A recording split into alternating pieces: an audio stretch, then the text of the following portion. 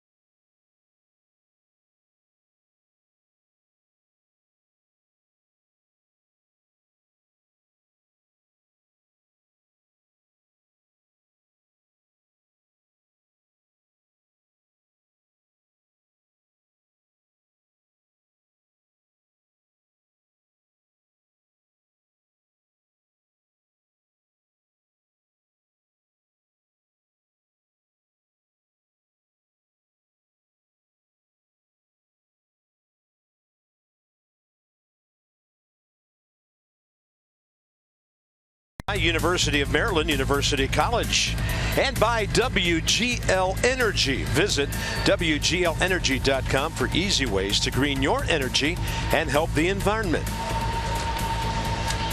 So in the mid-90s or so in town today. Yeah, get that game face on. Grit your teeth because the Phils are here. And it's 89 at the ballpark right now. Humidity up 55% as we play the second game of this 4-game weekend series. Phillies are hitting .237. Only San Diego a lower batting average. They've scored the fewest runs in all of baseball. Andres Blanco is back. And he's done some damage against the Nats. He was part of a walk-off scenario in Philadelphia earlier this season and hitting in the number 3 hole in front of Ryan Howard, who's been pretty good since the All-Star break. Tanner Roark, 10th start, 12th appearance against the Phils. A 3-1 loss last start on the 3rd against the Mets. Gave up just 2 runs on 4 hits over 5 innings through 96 pitches. So fastball, slider, curveball, change. Fastball 92. Tanner's right on time at 7:05, ball 1. The leadoff man, Cesar Hernandez.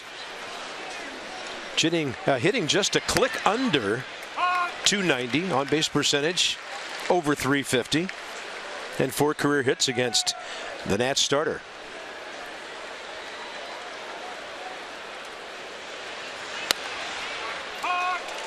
'25-year veteran behind the plate tonight. That's crew chief Larry Vanover. David Rackley, Chris Guccione, Paul Emmel, 1st, 2nd, and 3rd. 2-2.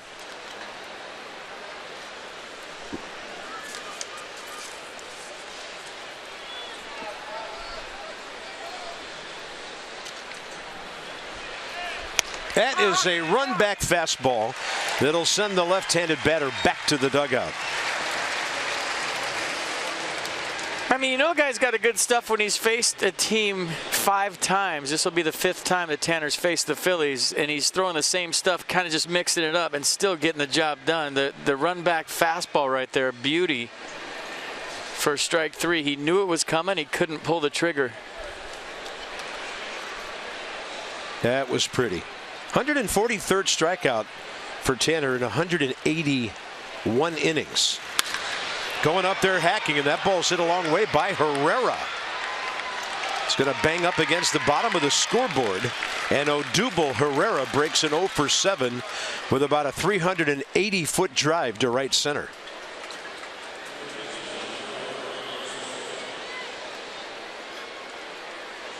Yeah, got the leg up early. The bat flip as we've seen in the past. So Odubel with an O-double and an O-bat flip. I think he was just excited that he hit one in the gap. I hope that's the case. I rarely see guys flip a bat like that on a double. Well, he plays with some emotion out there. He does. I saw him flip a bat after a walk in April. It's his personality and getting himself and his ball club fired up. Here's Andres Blanco, the 3rd baseman. The only thing is you'd get the other ball club fired up too. Yeah, there's a chance at 3rd, and now Herrera runs into an out. The ball got away from Ramos. Herrera went to 3rd, and Wilson able to recover to throw him out. He's standing on the bag still.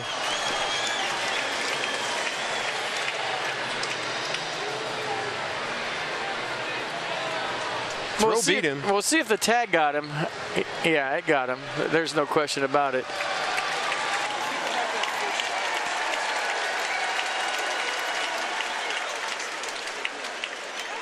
So the play was made on his secondary lead, not the time that he broke. Watch his secondary lead. He's not shuffling off at all. If he shuffle and takes an aggressive secondary lead and then decides to go, he's safe. But that was a poor secondary lead, and then you can't all of a sudden go, oh, it got away from the catcher. I'm going to go to 3rd. Aggressive secondary. He's standing up at 3rd. Yeah, good call. And you've talked about that in regard to young Mr. Turner. How Trey has been so aggressive on his secondary leads this year. So 2 outs, base is empty because of that. 1 and 2 to Andres Blanco with Ryan Howard on deck.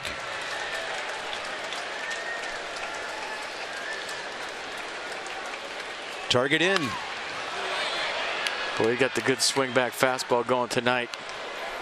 Here's Nats defense behind Tanner. Worth, Turner, Harper outfield. Espinoza, Rendon left side. Murphy, Zimmerman right side. And Wilson, Ramos behind the plate. Yeah, great sign when we're seeing that heater early. And a 1-2 pitch. Here it comes. Swing and a miss. 92 for the K. Couple of strikeouts. Around a double and a runner thrown out.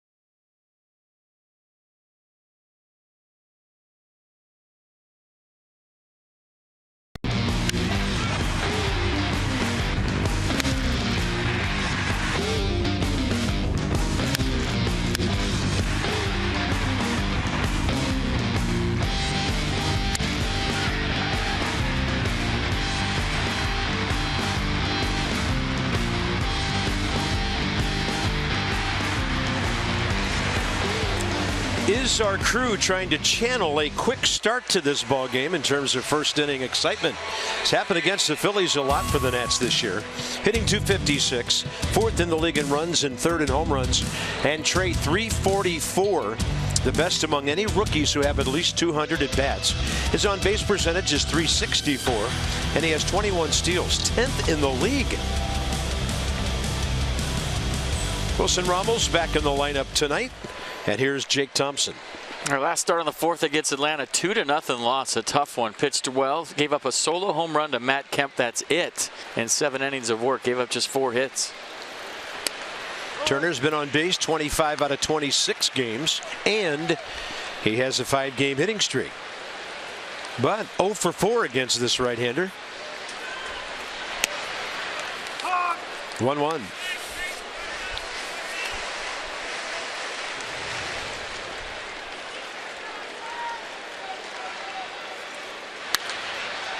High in the air, out of play, right side.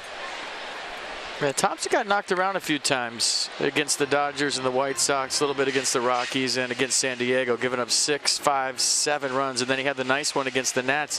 What did he do different? He's kept his hands from going over his head. It's kept his delivery a lot more compact and his release points a lot better. Yeah, and then he goes 7 against Atlanta with a run on 4 hits. Just looking for some run support.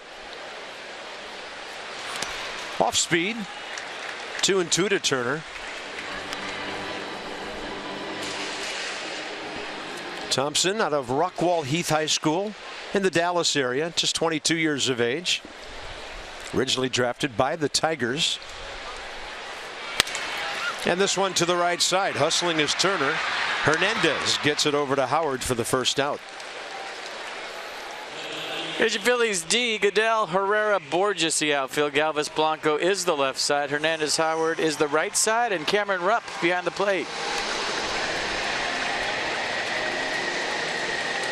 Peter Borges was the player of the game last night for the Phils. Made some nice plays in right and hit a ball off the foul pole. His 5th home run of the year.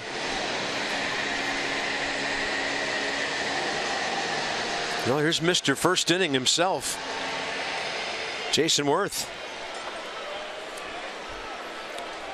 6 of those 20 home runs happening early.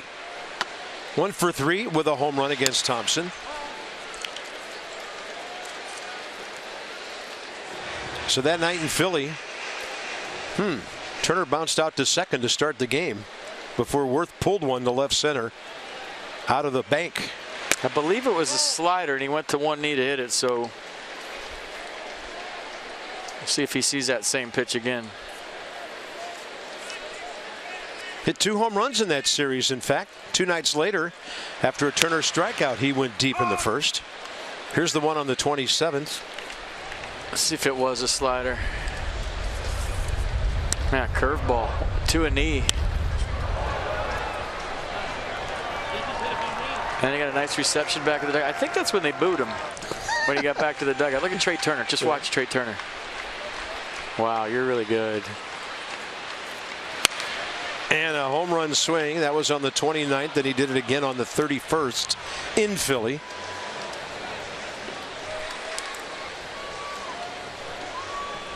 Worth over the last 63 games on base, all but 3 games. His on base percentage during that time just under .370. 2-2 with 1 out. And a breaking ball down and away got him. Murphy next. Game notes now. Nats in the last 33 with the Phils have beaten them all but 10 times. Phillies runners in scoring position. It's been a nightmare for them over the last couple of weeks. Talked about some of the lack of support for Jake Thompson. And Tanner Roark keeping the ball in the yard. We always talk about the lack of hard contact against him, and the home run totals, or lack thereof, reflect that. Murphy, 3-point lead over DJ LeMahieu in the batting race, checking in at .345.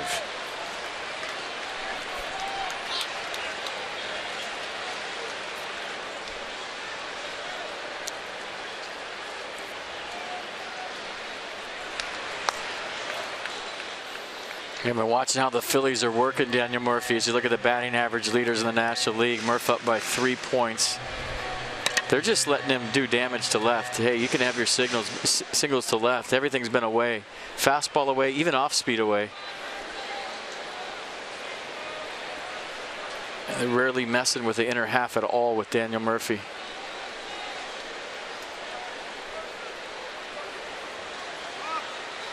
Time given.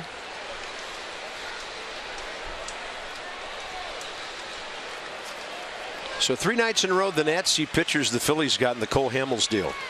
Alec Asher last night, tonight Thompson, tomorrow Jared Eichhoff.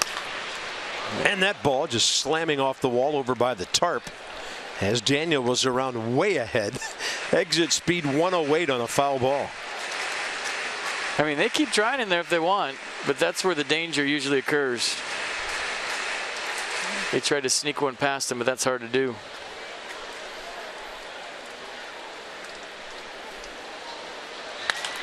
Then they go off speed, and this one carrying to the track. And Herrera pulls it in. About 370 feet away. The Nats go 1-2-3, no score early with the Phils.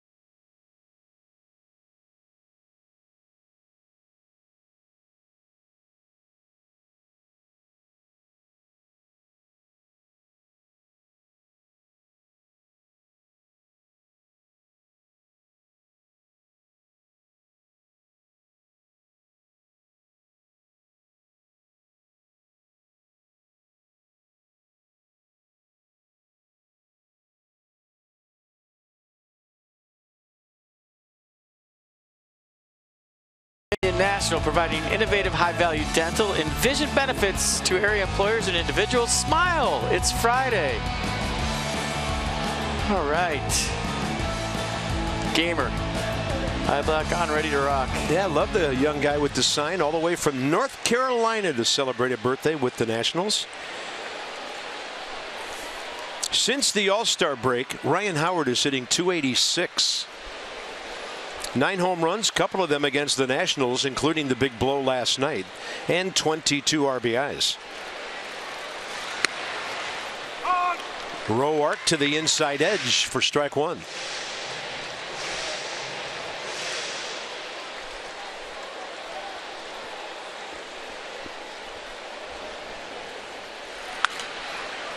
Now, the case last night with Ryan Howard against A.J. Cole, he wasn't catching up to his fastball. They tried to trick him with a change, and he clicked it. You see the fastball right there from Tanner. He was late, and Tanner's been going in with 2 strikes. Let's see if they try it. There they go. Wants it up, though.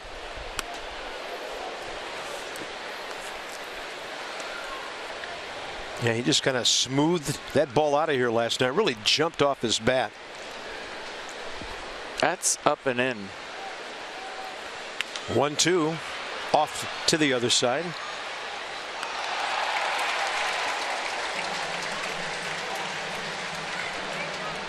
Nats against the Phillies 11-5 on the year, but the Phils 4 out of 7 here. Shift on Murphy in right field. 1-2 pitch.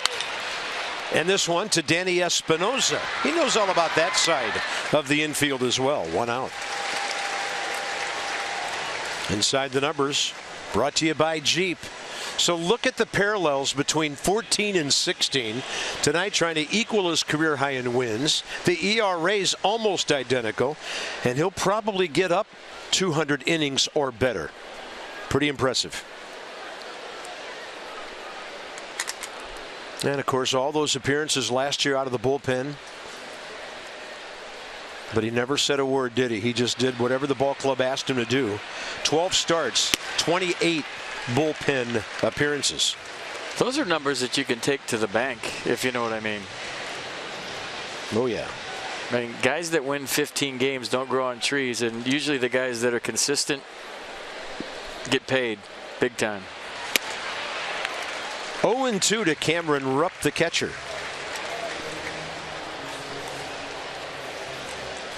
Salvaged a 1-for-4 with a 9th inning base hit last night.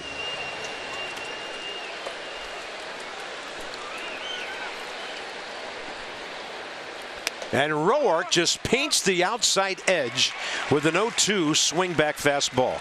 Mercedes-Benz will track it. Either Larry Vanover's late or Wilson Ramos just threw this around before he even called it. Look at this.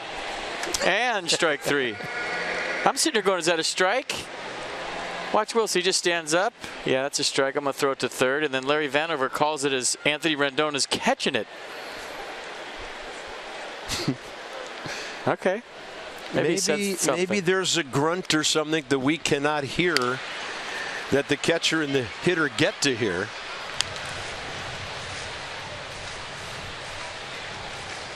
By the way, they're underway at Miami, and JT Realmuto just hit a home run off Clayton Kershaw on the bottom of the first.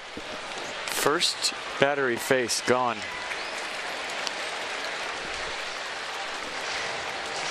In about 12 minutes, the Mets will be underway at Atlanta. Robert Gazelman and Julio Teheran, the principals there. And the 0-2 from Roark to Freddie Galvis. Uncertain swing, and he's down on strikes. And Tanner has 4 Ks out of 6 outs. Bryce Harper to lead off, bottom of the second. Roark on a Roark roll right now.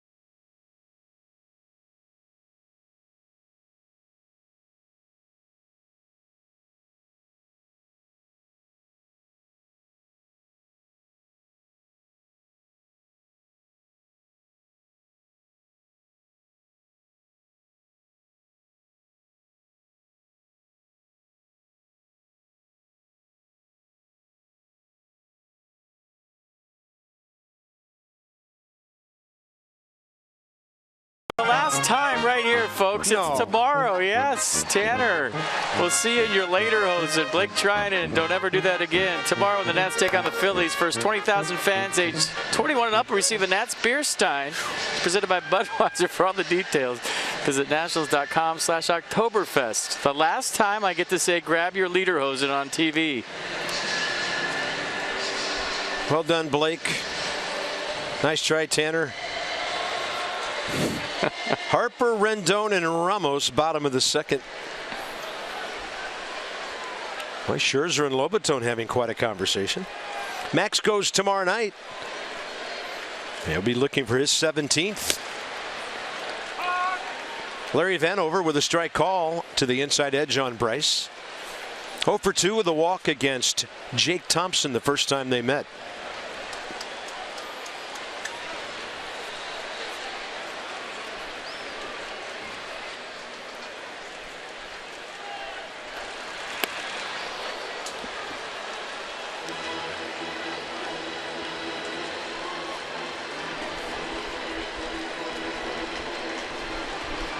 Moderate damage against the Phils this year.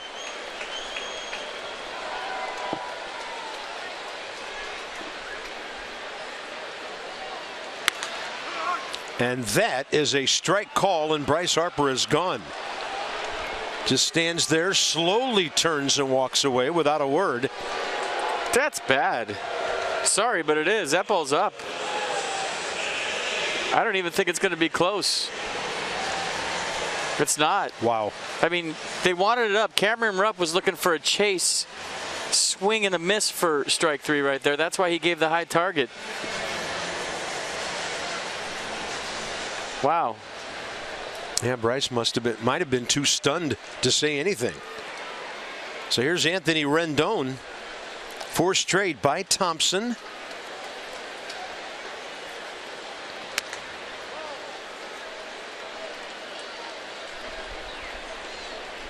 I mean, I've seen worse called thirds this year, but that was right up there.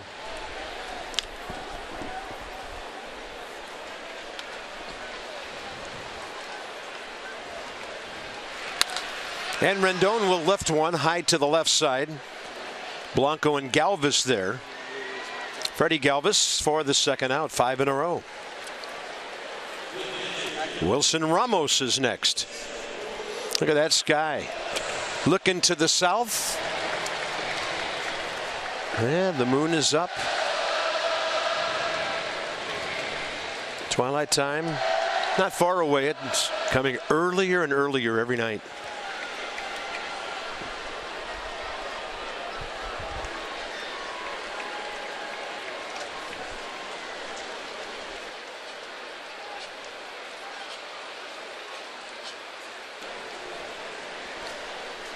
Here's Wilson Ramos. Had a base hit against Thompson first time. One thing about Wilson, this is a defensive number. His catcher's ERA is 3.48. That's the lowest of any catcher in Major League Baseball who's a regular guy. First of all, it means he's working with a really good staff. Yeah, just about to say that the guys that he's catching, that doesn't hurt the whole process. I mean, he won't have the same catcher's ERA if he's catching, say, the Brave staff. Exactly.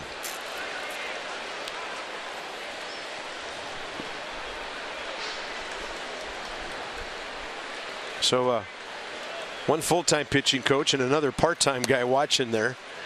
2 balls and 1 strike.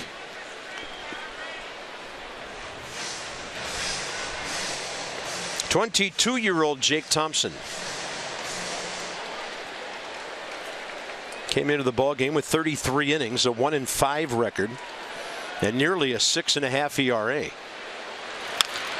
I'm telling you, if I'm Pete McCannon and I'm running out young pitcher after young pitcher, and they scuffle initially, that's not the worst thing in the world for a manager, because you're learning a lot about your young players. How do they handle failure? A lot of times, big leaguers fail for the first time at this level. They dominate the minor leagues, and all of a sudden, on the biggest stage, on TV every night in front of 40,000 people, you fail. So you learn about the makeup of your pitchers when they don't do well. And it's not like they're trying to win a pennant right now in Philadelphia. So if I'm a skipper and I bring some guys up and they stink for 3 or 4 starts, I'm okay with that, because now I find out who the man is versus who the pitcher is. Yeah.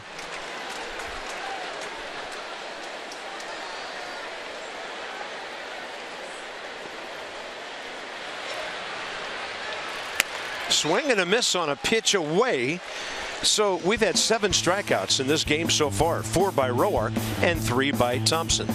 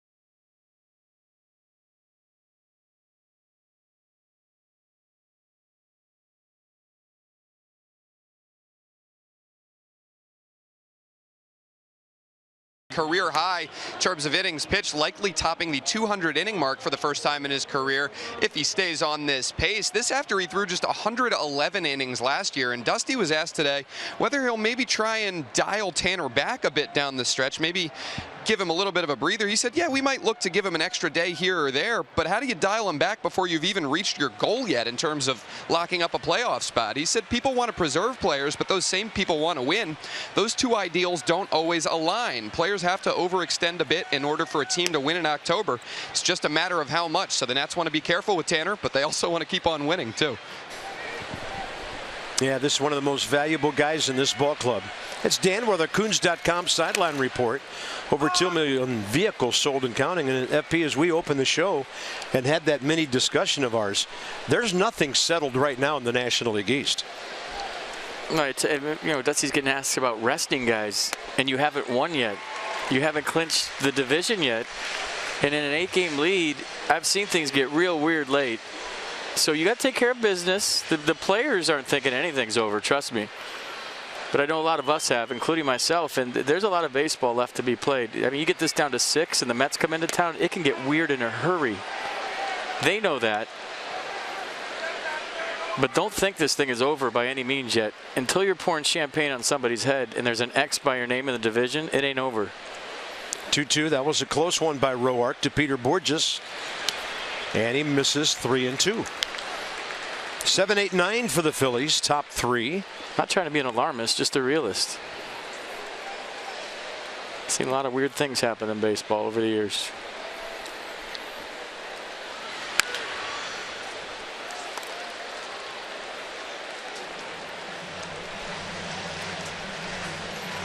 Nissan with the at-bat, everything other than one pitch away. Tanner got inside for that last foul ball, so here comes pitch number 7. Chopper, Tanner, great fielder, bare hand, on target to Zimmerman. 1 out.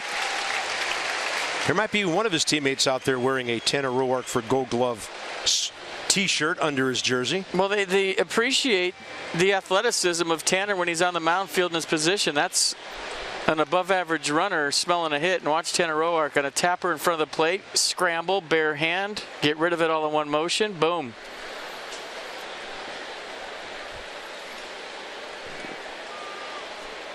Pretty good sinker to Ryan Zimmerman, too. There's number 8 man Tyler Goodell in a big-time scuffle at 186. Against Roark, career a walk. He's 1 for 3.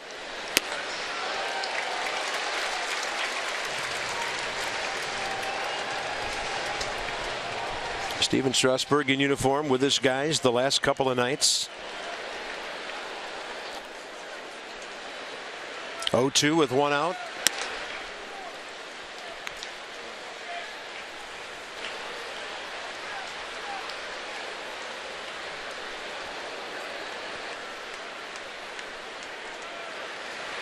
That one bounces in.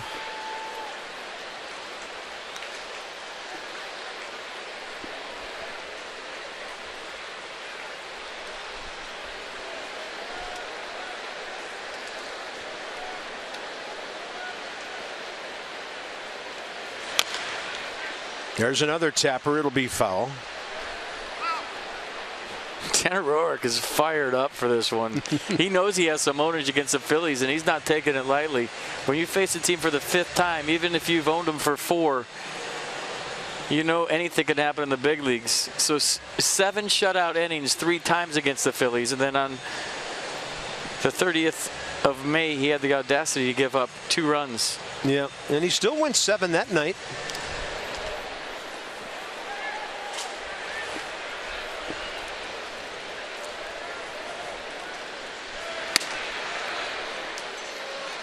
Counts full now, 3-2 with the pitcher on deck.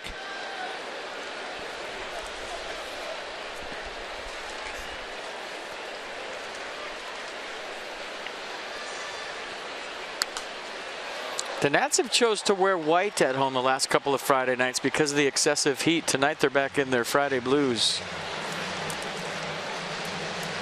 Yeah, it's supposed to be in the 90s again tomorrow, then mid-80s on Sunday. Getting the twilight time here. 3-2 with one out to the number 8 hitter. And Goodell, as I mentioned, in a scuffle, 0 for 18, draws a 1-out walk. Just a reminder, as you enjoy a cold one on this Friday night, to look forward to Miller time later in the ball game. It's brought to you by Miller Lite. Jake Thompson, the hitter, has faced Tanner Roark twice and dropped down sacrifice bunts both times. His only 2 of the year.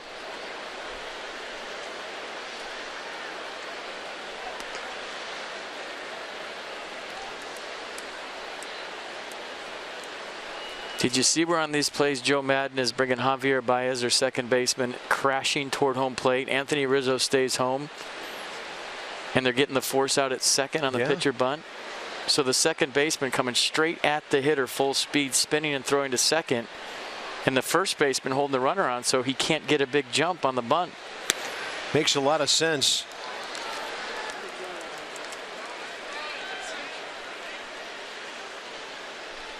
So yeah, we saw it the other day. Baez coming straight in right there like that, and then spinning and throwing to second. You have a better fielder fielding the ball, number 1, and you're holding the runner on at second closer, number 2. I love the play. Now Tanner Roark goes 3-0 on the pitcher. Tanner had some command issues early in his game in New York. That was a 3-1 loss. Last Saturday evening, Tanner walked 4 batters. 1 was intentional, and that's in there, 3-1. Wiped out 1 with a double play earlier, but a second walk in the 3rd inning resulted in a run.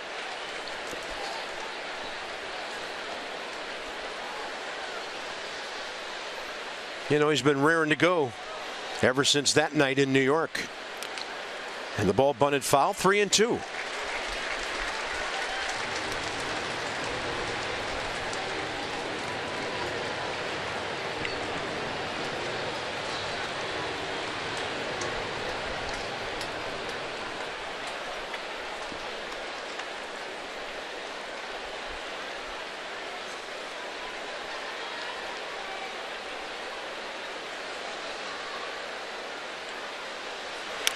Lays it down. Well done. Tanner a look to second. Goes to Murphy for the sure out. So the runner in scoring position for Cesar Hernandez, 2 down.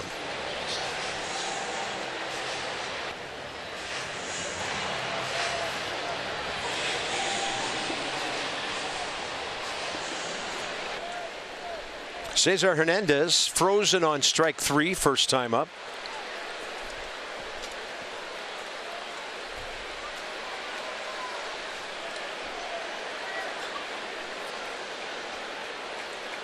He's driven in 36 runs. Batting average a little lower from the left side of the plate.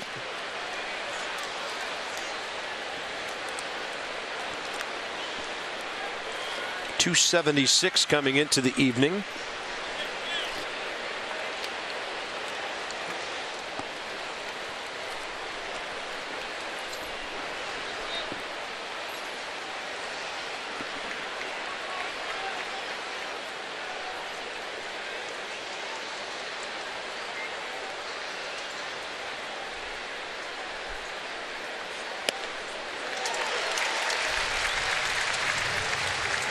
That was a nice reset by Tanner. He tried to take some time between the first 2 pitches. Just slow it down a little bit. Maybe work it too fast. Nice little tight slider for strike 1.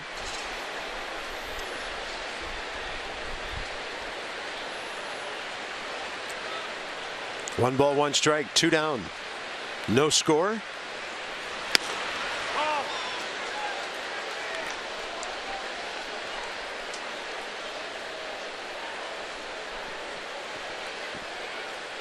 You know, a lot of times Tanner saves that front hip sinker to lefties for 2 strikes, but you know, you can get strike 2 and strike 3 in there and double up on that pitch. It's just hard to hit for a left-hander if it's working right. Kind of a I don't know, 2/3 of a swing, 3/4 of a swing, and Roark gets the ground ball on Cesar Hernandez. So 3 zeros on the board for him.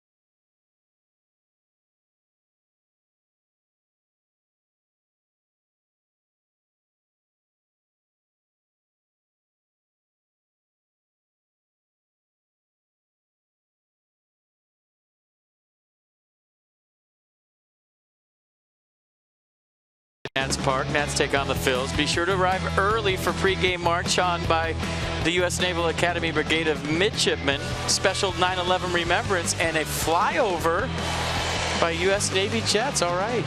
So a lot of cool stuff going on at the yard as we pay tribute to September 11th. Yeah, first time the Nats will be home for that date in a while. Usually we have been in New York in recent years. So we go bottom 3. Ryan Zimmerman not in the lineup the night that Jake Thompson pitched against the Nats in Philly. So he'll be seeing him for the first time. Infield hit on that top spin bouncer. Salvaged a 1-for-4 for Ryan last night.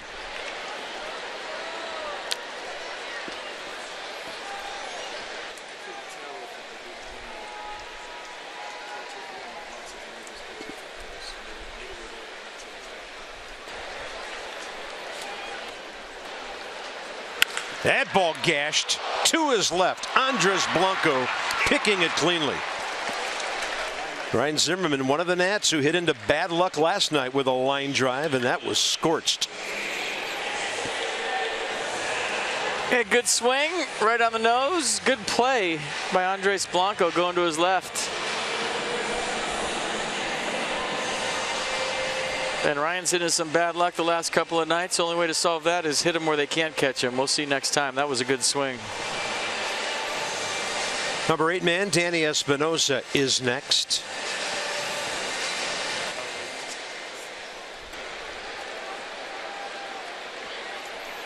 Yeah, he's frustrated, as you would imagine. Yeah, nobody wants to be part of a championship ball club and a big contributor more than Ryan Zimmerman, who has seen all the tough times and some good times here. Danny Espinosa in there on a ball that Ryan Howard was trying to backhand. So we'll assume nothing and wait for the call. Well, evidently a quick call tonight. It's a base hit.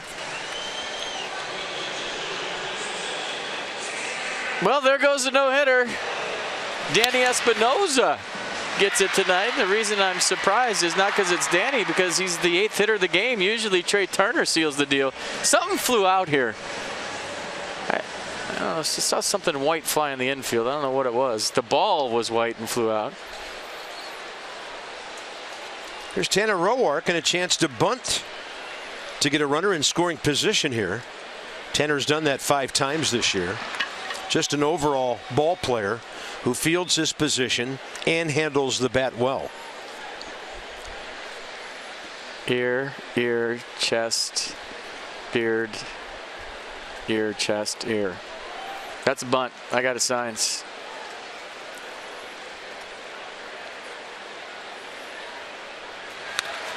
It's a good one, a very good one. So the pitchers trade sacrifice bunts, going 1-4 against each other. And now Trey Turner a chance to put the Nationals on top. By the way, Julio Teheran's already in hot water. Mets have the bases loaded, 1 out, top of the first in Atlanta. We'll keep you posted on that throughout the evening. They started about 30 minutes after we did. Turner bouncing ball to the right side, first time up.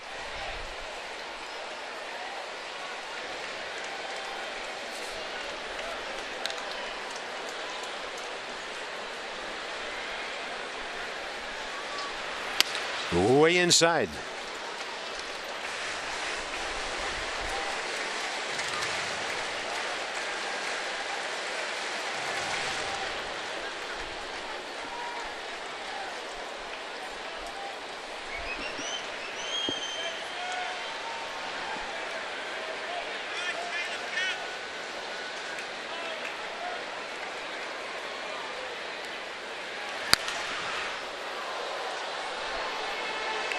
And the alert is in from Bank of America. Trey Turner's batting with a chance to put the Nats on top in the bottom of the third. And pitchers better be on alert. Only Ender Inciarte of the Braves.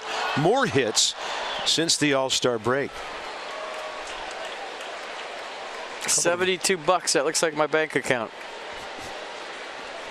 As long as there's not a minus in front of it, we're good. 2-1.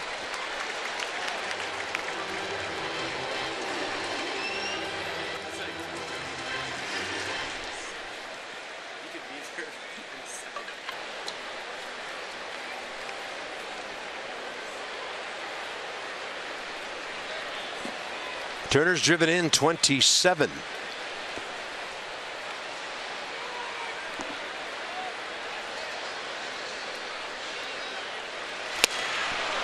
Pretty good off speed. Well, remember Trey talking to Dan after the game the other day saying, it used to be fastball slider and I adjusted to that. Now they're throwing me lots of changeups and I've adjusted to that. He's seen 2 back-to-back right here.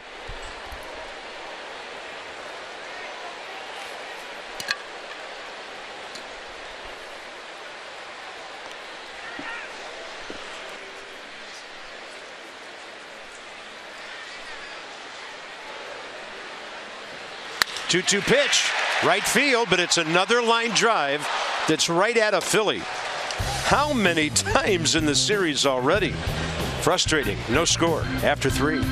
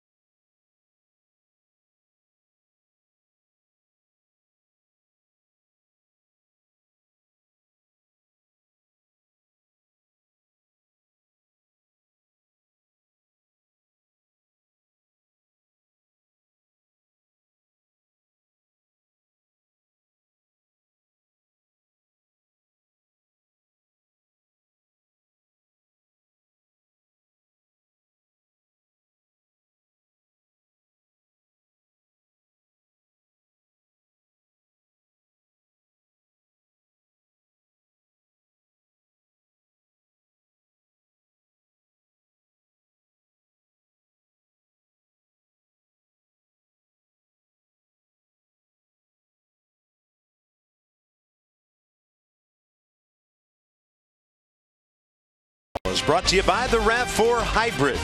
All-wheel drive and unexpected performance. Visit buyatoyota.com this weekend. Rice will bat next inning, but some business to take care of for Tanner Roark first. Top of the 4th inning. He's faced only 1 over the minimum. Odubel Herrera, 1-out double first inning, and then he tried to go to third on a ball in the dirt that Wilson Ramos kept close, and Wilson threw him out. It's the only Phillies hit. Nats have had just one.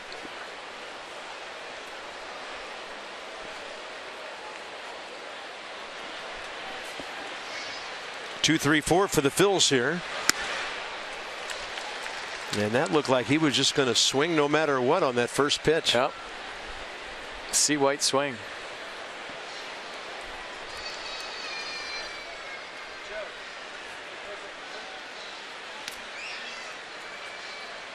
Counts even, 1-1. Inside the Numbers brought to you by Jeep. So 250 hits or more and 30 steals or more. First two big league seasons for the Phils, doing something that hadn't been done since 70 and 71 by Larry Bowa. There's Larry. Baseball lifer. Yep. I'll tell you what, he was great on MLB Network. When he was on, he taught me about baseball, and I've told him that personally. He was fantastic on TV. In my last weeks with another four-letter network, I had a chance to do some Little League regionals with him. And you talk about a guy who the kids could not get enough of. Larry Bowa talking to them. They just gathered around him, and it was really something to watch. Talking baseball with a bunch of kids who wanted to soak it in from a former big league player and manager. Yeah, he knows the game as well as anyone and coaches it as well as anyone. He just didn't get along with umpires very well as a manager.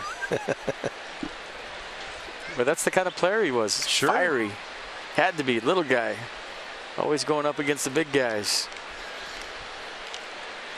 Yeah, that was his message to the kids. He said, hey, don't let anybody tell you, because of any stature or whatever you may lack, that you can't get it done. And that one way inside, hitting Herrera,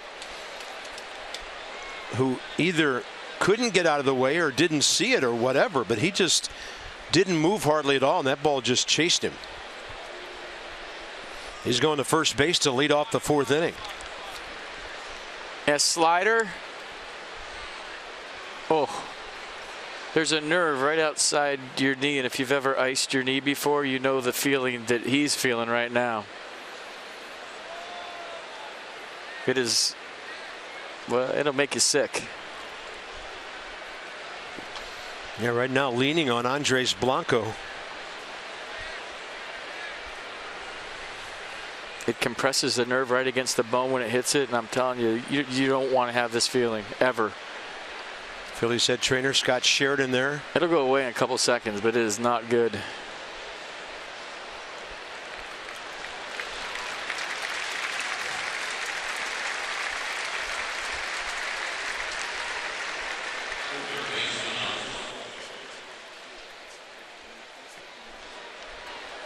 So here's Blanco, who struck out swinging right after Herrera tried to go from second to third. I say throw over right here. Remember when Bryce got hit?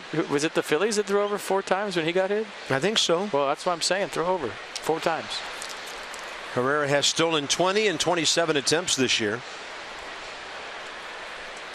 Very short lead for him, and he hops back to the bag. 3 more. That's a good throw over. A lot of guys will deke Payne on the way to first and try to set you up for a stolen base. Seen it happen a million times. I don't think he was deking any Payne, though.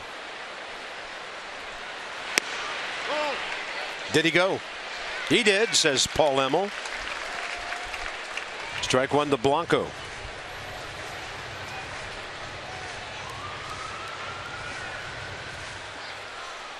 Pretty far.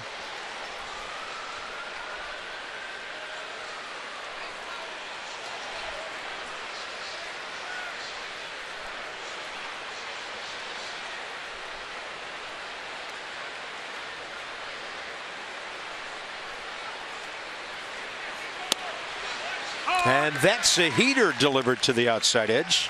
Mercedes-Benz will track it. Well, I don't think this one's a strike. Let's check it out. Hits the target. And good frame by Wilson Ramos. Good location by Tanner Roark. But if I'm Andres Blanco, I'm not happy right now.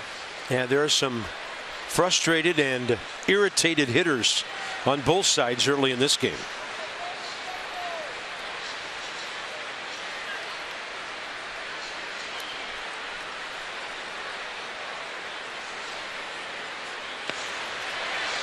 And that's a swing.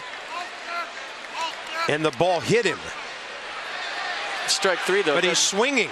Swinging. And now Paul Emmel says he was swinging, so the batter's out, and Herrera has to go back to first.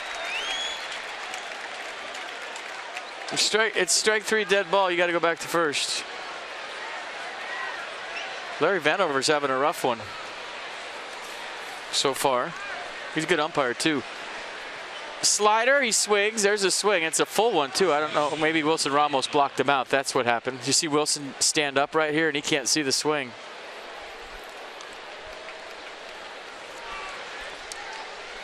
Yeah. So on the dead ball, Herrera back to first. Boy, Andres Blanco is not picking up Tanner Roark tonight at all. Yeah. Remember his strange swing, striking out in the first. So here's Howard, to hit one right at Danny Espinosa. On the shift first time.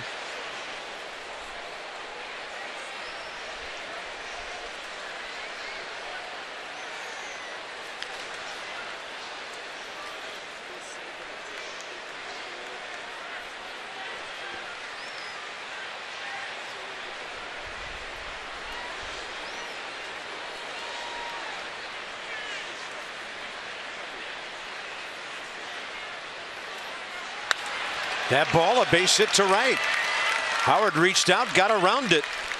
And the big man continues to do some damage against the Nats. First and second, one out.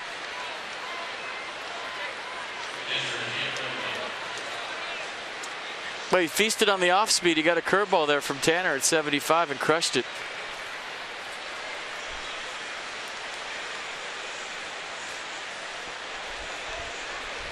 Cameron Rupp got carved up pretty well for the called third strike. First time up, Tanner threw him a swing back fastball. He has struck out 5 tonight.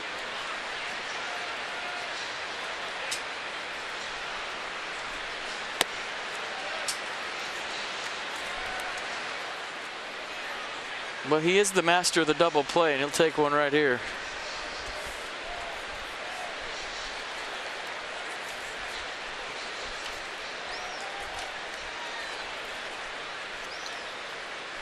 Roark 25 on the year, including one in his last start against the Mets. It's got to be close to tops in the league.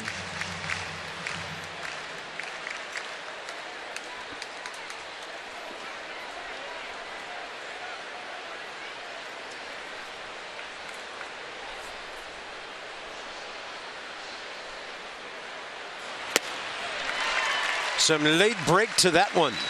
1 ball and 2 strikes.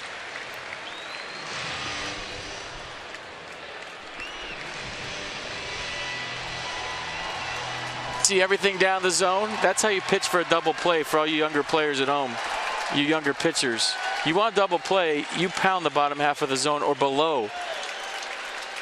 It's not just by luck that he has 25 double plays behind him this year. He knows how to pitch in these situations. Swing and a miss. Unreachable, that one. Strikeout number 6. 2 down, 4th inning.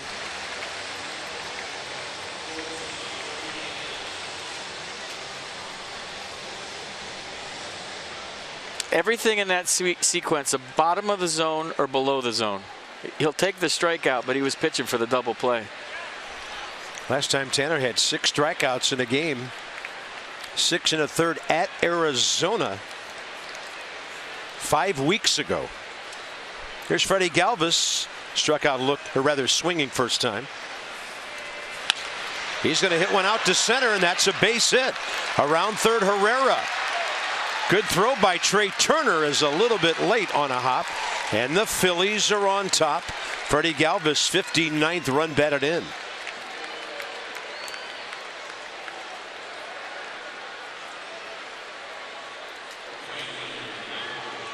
Hit batter and a couple of singles.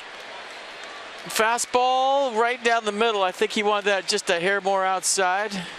Odubel Herrera's knee is feeling a little bit better, and he scores to make it 1-0. Nice at bat by Freddie Galvis. Yeah, Freddie's second career RBI against Roark. 4 for 12 against him career. Here's Peter Bourjos with 2 outs, and that is through. Ryan Howard running, so all Worth has to do is throw it in to Anthony, and the bases are loaded with 2 outs. Tyler Goodell, the next hitter.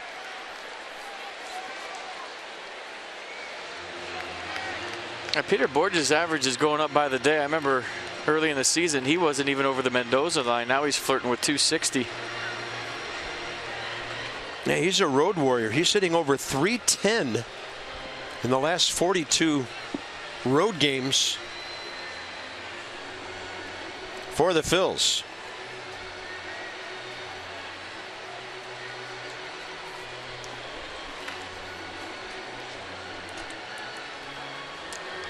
Nowhere to put the number 8 hitter who Tanner walked first time.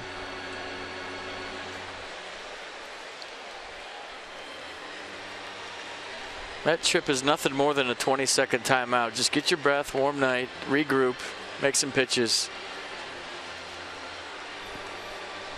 So we're into the 8 o'clock hour here. Bob FP, Dan, and our Masson crew from Nationals Park, where the Nats are in the middle of a 3-1 homestand right now.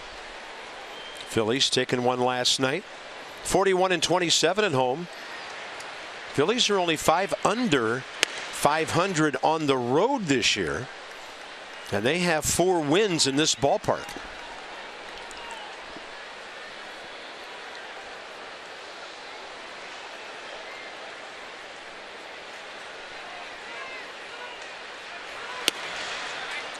Tanner just having a hard time locating to Tyler Goodell. Walked him first time, and now with the bases loaded, 2-0. This is where he's been so good at making you get yourself out. Big situations.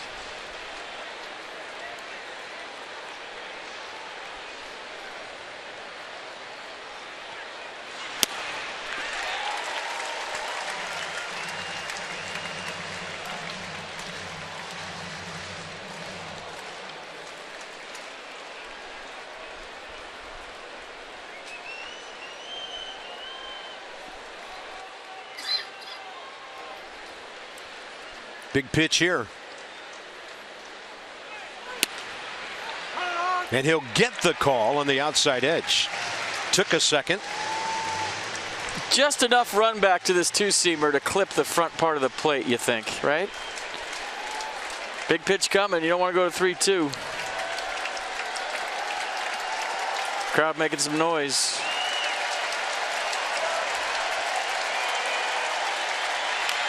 Swing and a foul.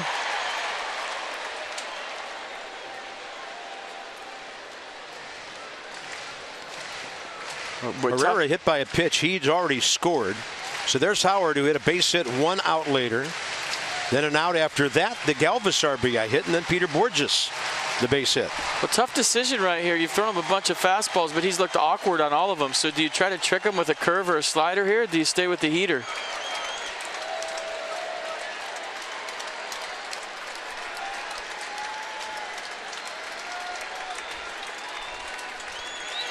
Fastball up and away and off of Wilson Ramos' mask. I mean, Wilson's seeing a late swing on a fastball. Tanner's seeing a late swing on a fastball. So the old adage is you don't speed him up with off speed, but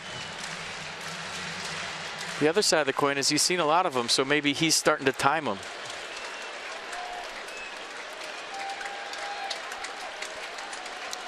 Two balls, 2 strikes. Up the middle, Danny Espinosa. And the damage minimized by Tanner Roark, with Jason Worth coming up, followed by Daniel Murphy and Bryce Harper. Phillies have taken the lead.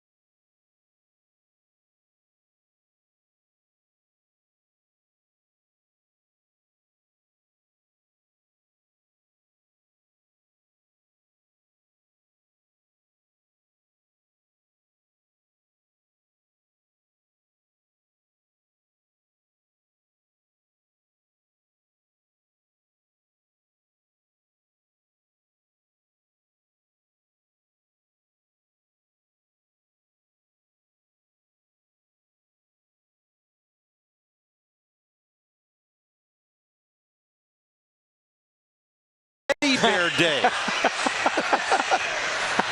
And they go down like they got hit by a 12-pound bowling ball. Geico President's Race, 15 minutes or one teddy bear could save you 15% or more on car insurance. That one made me laugh. That's the first one this year, I think, that got me. I mean, we're going to see that again. Watch you throw the teddy bear. Just chuck it at him, and they nailed it right in the grill. That's fantastic. Look at the teddy bear. It's like, what did I do? What did I do to anybody to be used as a weapon on Teddy Bear Day? That's pretty good form. Nice shot. Got him right in the eye. And everybody knows a teddy bear in the eye will take all the presidents down. Yeah. Where was the Secret Service on that one? Herbie looked like he jumped on a trampoline after that thing hit him. That was the simple humor. That's good stuff.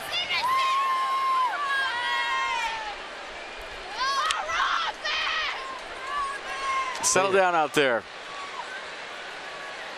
Don't be swinging those bats all over the place.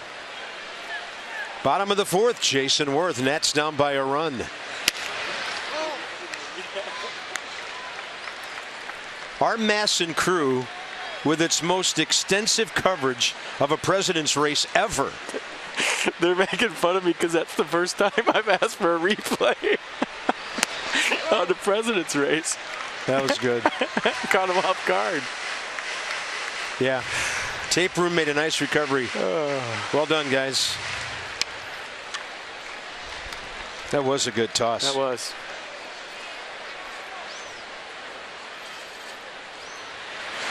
Worth geared up on 2-0 and straight back it went. By the way, Matt Kemp's hit a home run. Braves won. Mets nothing. Bottom of the second in Atlanta. Julio Teheran got out of that bases loaded 1-out jam in the top of the first without giving up a run. Swing and a miss, 2-2. Jake Thompson effective with the off speed so far.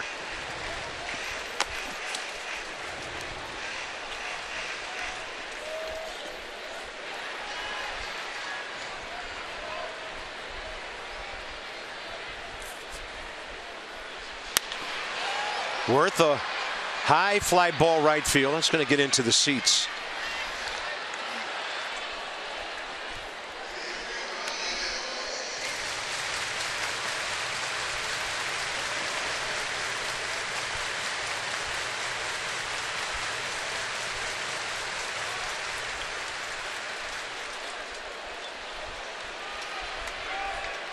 I think there's a lot of brothers and sisters out there that just watched that president's race and probably used a teddy bear for a weapon once or twice. 2-2. National Teddy Bear Day. Every day is something in this country now. It is.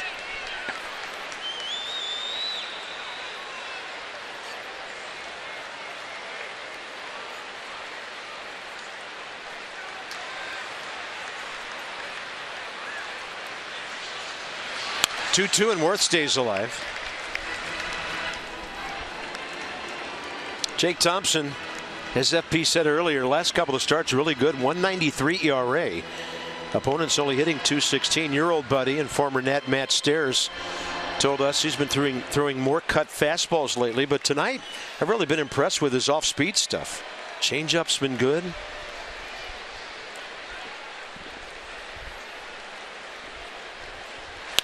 Breaking ball had Worth reaching and on the infield for Cesar Hernandez. Calling all Terps and Hoyas, Tuesday, September 13th is College Rivalry Day. With the purchase of a special ticket, enjoy pregame activities and get reusable Nats acrylic cup in Maryland and Georgetown colors before the Nats take on the Mets. 7:05 start. Visit nationals.com/college rivalry day for tickets. Daniel Murphy, fly ball, rather deep left center first time up.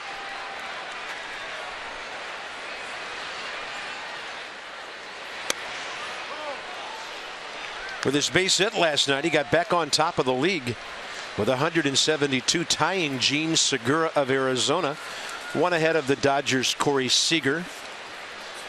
First in doubles with 40. 4th in extra base hits with 70. Oh, and that gets Murphy. And that was a heater.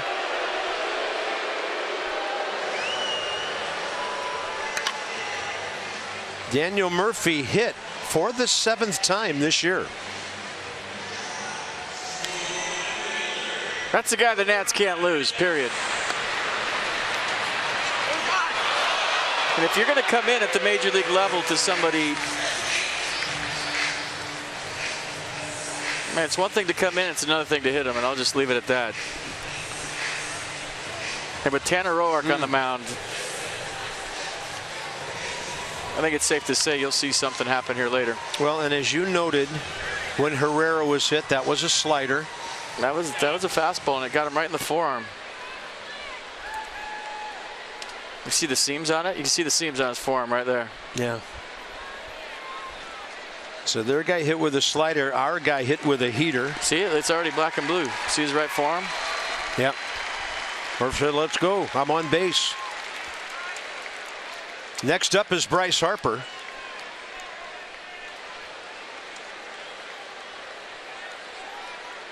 Blanco respecting the fact that a time or two Bryce has bunted to the left side here and there. He's going to be in the baseline 2/3 of the way from second to third. Not a true shift at all.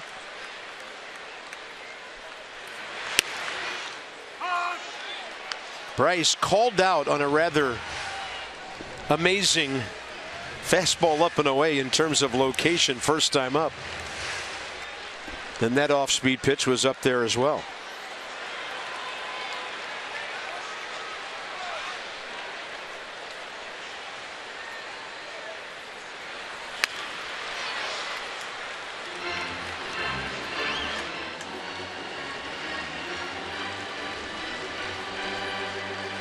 Check out the forearm.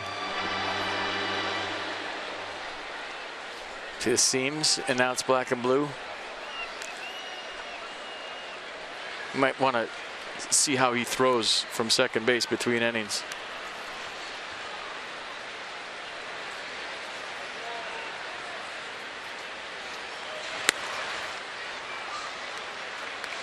I remember one time Jason Giambi got hit late in the season, and Terrence Long was on the top step screaming at the pitcher, "You're messing with my ring, dog. You're messing with my ring." Screaming at him, top of his lungs. Well, if there will be jewelry this year, that guy will be in the middle of it, leading the way. 1-2 with one out to Harper. And Bryce will chop it, hit his foot. Murph scoops it up with his batting helmet.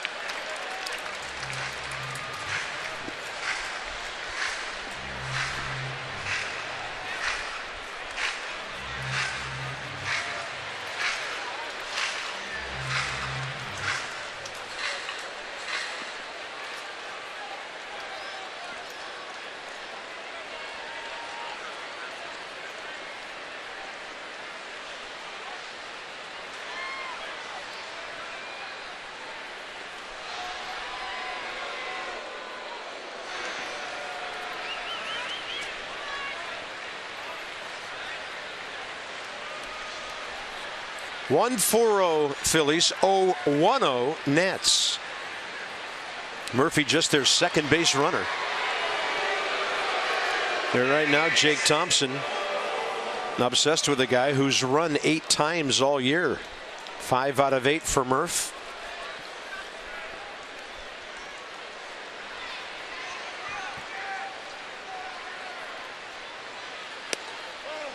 Yeah, a guy with 5 stolen bases in the middle of September, you just throw over maybe once to prevent the ambush where he gets a big lead and takes off, just to let him know you're aware. Maybe once.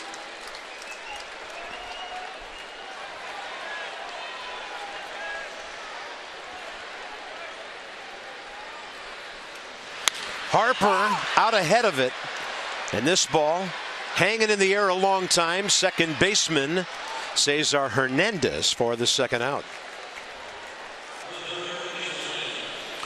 Mash and word of the day, text it quality to 29292. Your chance to win a signed Max Scherzer jersey and a Roy Rogers Cowboy Cash prize from Masson.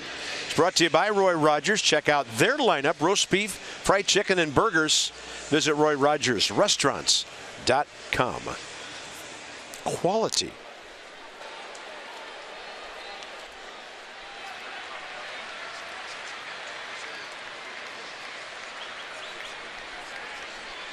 Anthony Rendon popped up to short first time. That pitch upstairs.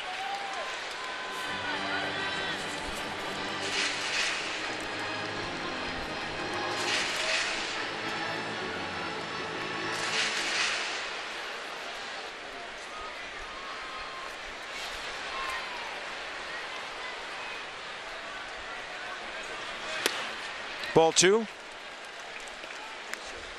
So in Miami, 2-0 Marlins.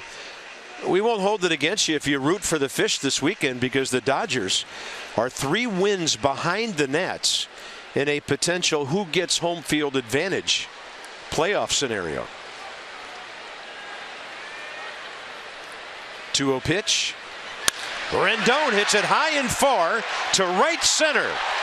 This ball is up against the wall. Already around third is Murphy, and the game is tied. Anthony Rendon, RBI number 71.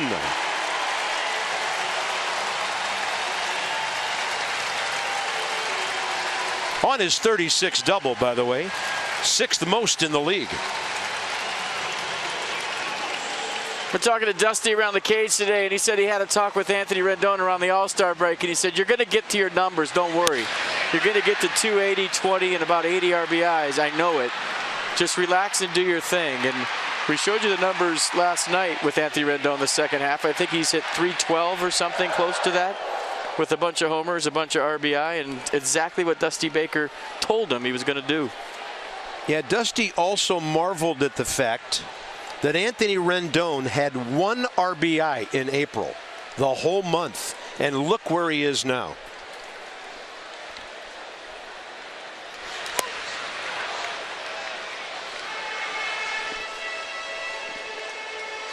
Wilson Ramos struck out swinging first time.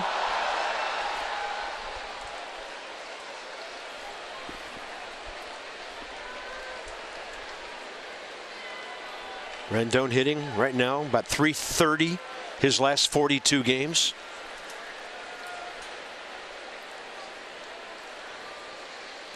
That one bounces. Good block by Cameron Rupp. Here, everybody talks about Dusty Baker and the experience he has, but if you don't pay attention in life, experience is worthless. All of his playing days with Hank Aaron, you know, talking to him, picking his brain, all the players he played with, and as a manager, all the players he's managed, he just doesn't sit there. He's learning, he's observing, he's taking notes. He has all this experience, but it's a wealth of experience because he's paid attention along the way the whole time. Not just once in a while, then you tune out and watch 4 innings, kind of brain dead, like a lot of players do. Or, you know, as a manager, you're not really thinking along. He pays attention and uses all the different experiences. He'd just go up to Anthony Rendon willy-nilly and say, hey, you're going to hit 280 with 80. Yeah. He's seen it happen with other players like Anthony Rendon so many times, and he's told players that, and it's worked. There's no substitute for experience, but there's no substitute for smart experience. Well said. Yeah, managers know who have the good swings, don't they? You watch him swing day after day. You know it's going to happen. 1-2 to Ramos.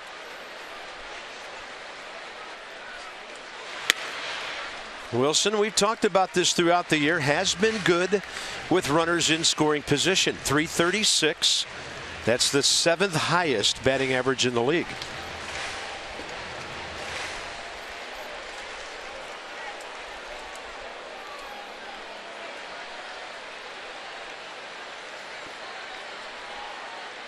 Two the count.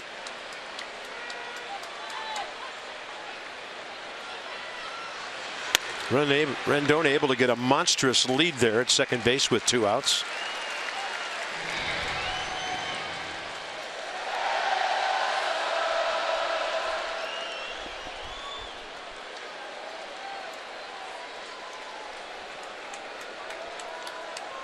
Interesting. Each team has scored a run.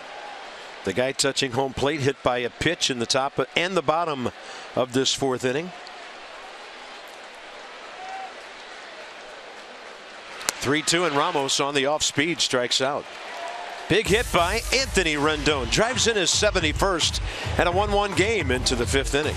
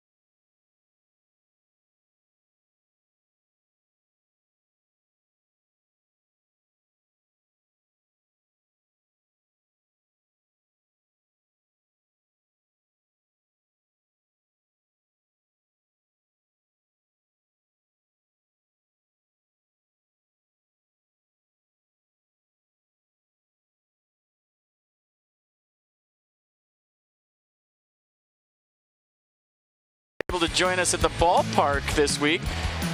Be sure to catch all the action at Lou's City Bar, 1400 Irving Street Northwest, Washington, D.C.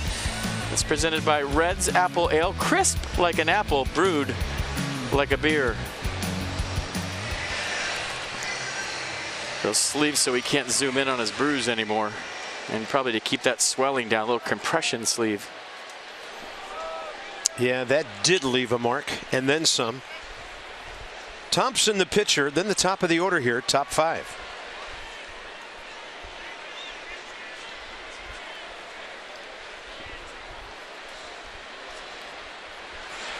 Roark throws a strike and it's fouled.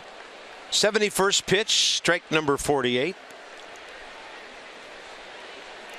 Tanner's had two really long innings. 25 pitches, and then 23 in the third and the fourth.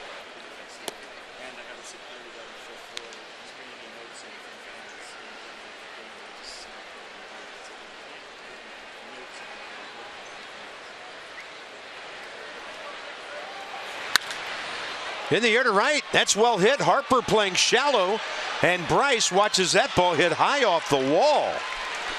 So wherever Harper was playing, that would have been a high double, and that's Thompson's second big league hit. There's a ballpark where they play that would not have held that ball. Here it did. Well, fastball up, and Jake Thompson gets all over this one. He's a big boy. Bryce Harper plays this perfectly off the wall, but Jake was hustling the whole way. So a leadoff double by the Phillies pitcher here in the top of the fifth. Cesar Hernandez 0 for 2 with a strikeout and a ground ball to second. That's the Phillies' fifth base hit of the night. They had 3 last inning and the hit batter, so Tanner did a great job of keeping them to 1 run.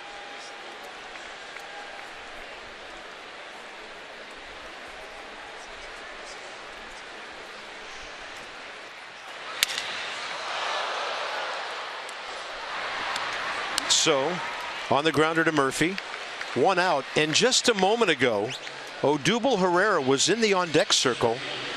They called him back to the dugout, and Aaron Altair is going to hit for him, so must be feeling that ball that he wore on the leg.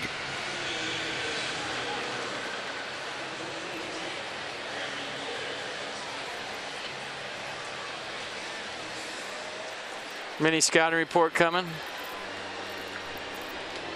Tanner's saying, I know, I charted last night. We threw him sliders away, and it worked. I got it. We're good.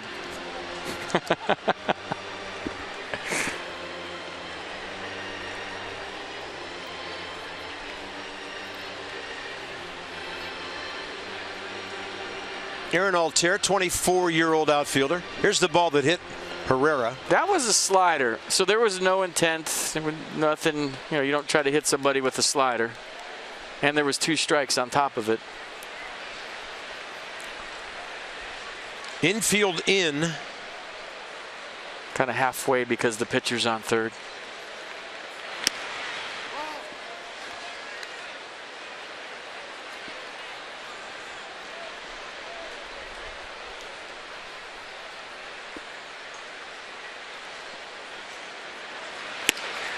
Tanner Roark just burying that fastball under the knob of the right-hander's bat.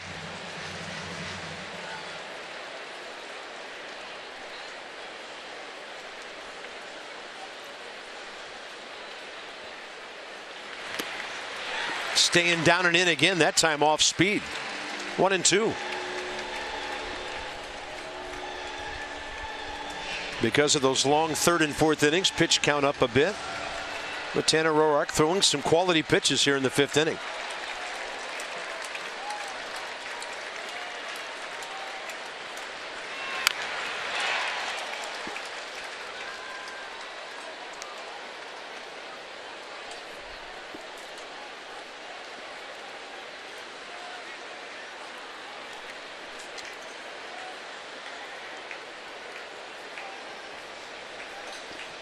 Struck out a few times on sliders away last night. He tried to run back the fastball here away.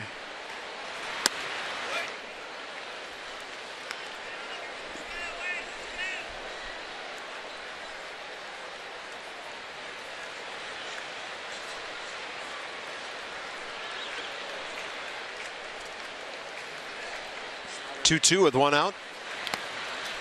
And then Ramos sliding to his right. Good block.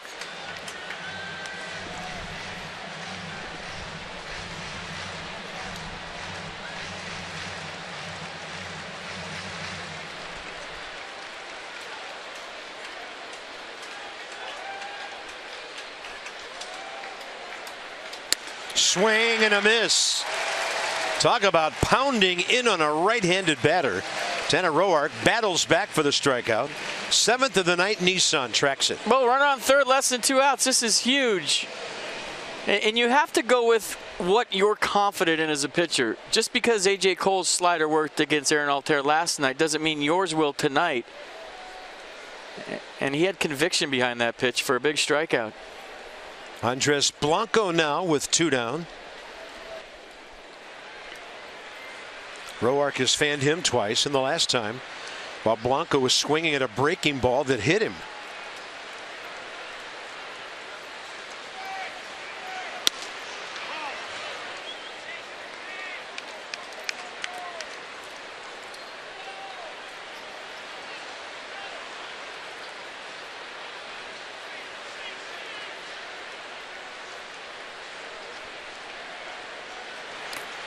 Off speed. Ramos another block, 2-0.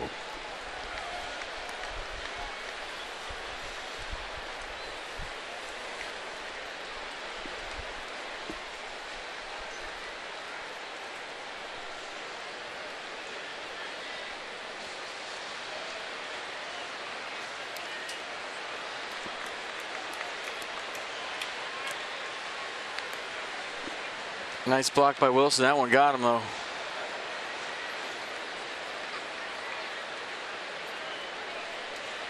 And yeah. Yep.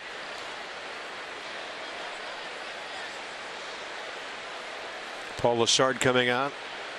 Jose Lobaton feels his pain, but not really, but he does. And that's a pain that no man wants to feel.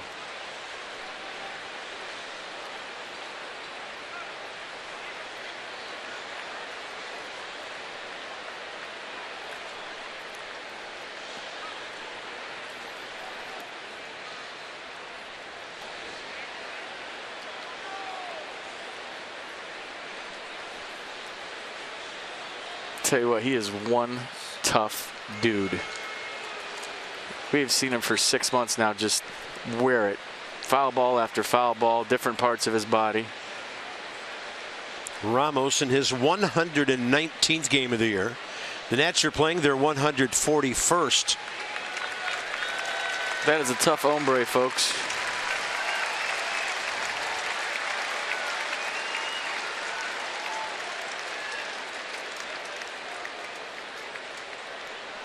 He's made 3 significant blocks in this inning, 2 on this at bat.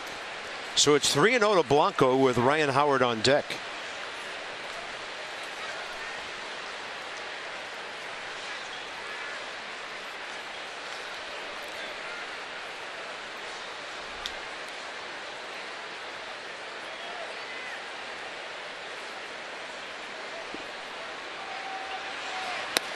Run back fastball, low in the zone for strike 1. You don't have to throw a strike here. You don't have to throw a fastball here.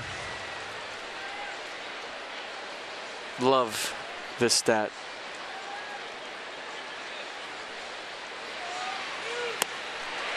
A 3-1 changeup, just about perfect. Well, he didn't throw a fastball and he didn't throw a strike.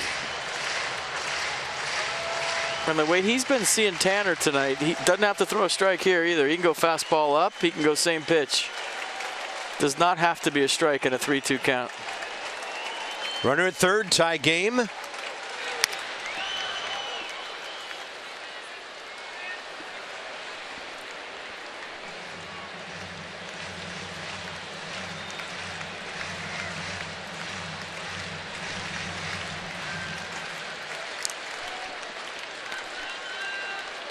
That's the pitcher, Thompson. Been out there the whole inning. I like the front hipper if you're feeling it.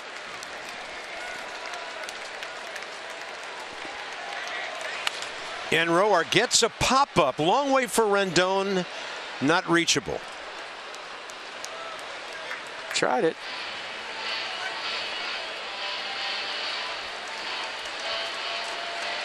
Playing his walk-up song to pump him up a little bit. A little stranglehold by Ted Nugent. Like it.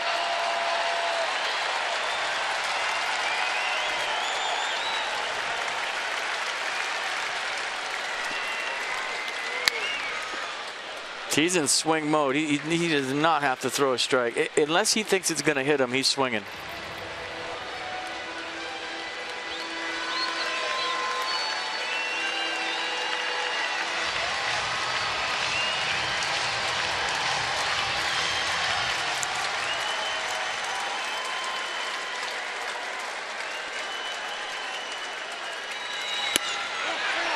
Ball 4, says Larry Vanover, on a pitch that just missed. And it'll be Roark against Howard. Pretty close pitch, and I think he thought it was going to hit him. And that's the only reason he didn't swing. Look at him raise his arms up, try to get out of the way of what could have been called a strike.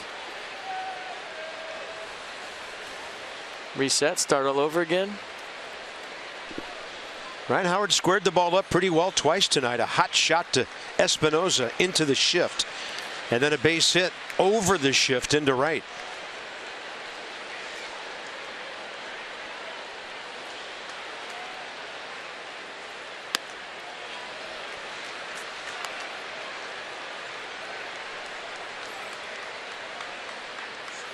Howard had a home run and a line out last night, so he's been swinging the bat very well here early September.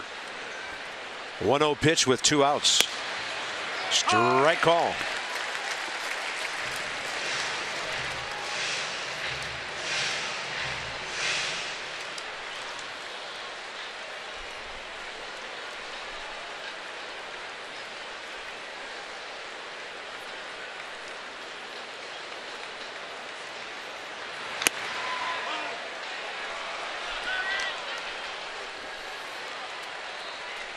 Pitch number 94 coming from Tanner. 60 strikes, 33 balls. Mike Maddox looking a little concerned.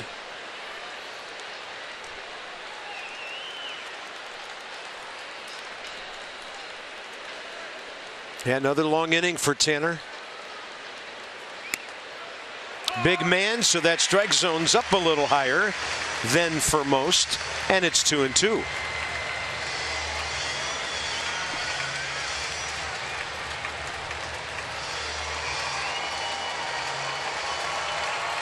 Same pitch, go right back in there.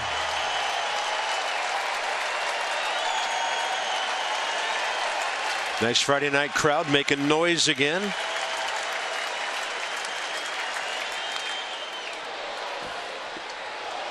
A pickoff on Ryan Zimmerman was at the base. Wilson Ramos coming up throwing. Dangerous play with the runner on third.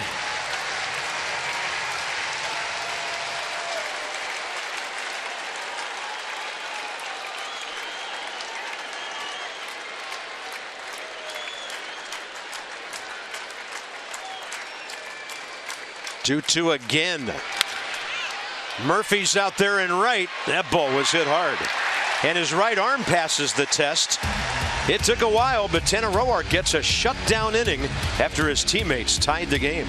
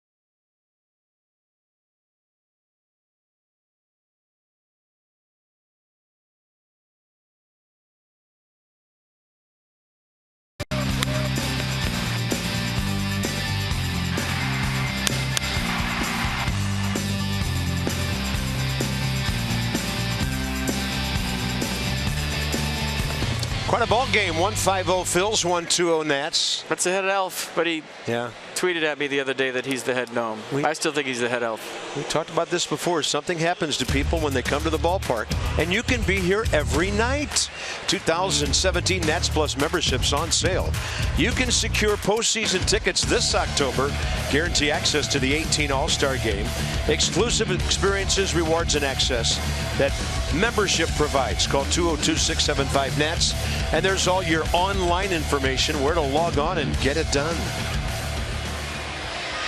Tanner Roark, 96 pitches. He's really battling on a hot night. Scheduled to bat third here. So Aaron Altair goes to right field and then moves Peter Borges over to center, with Odubel Herrera leaving the game after being hit by that pitch.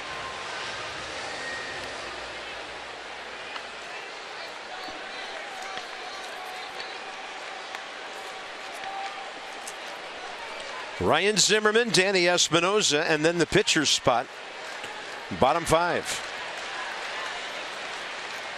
Ryan hit the ball extremely hard first time, a one-hopper picked off by Blanco at third.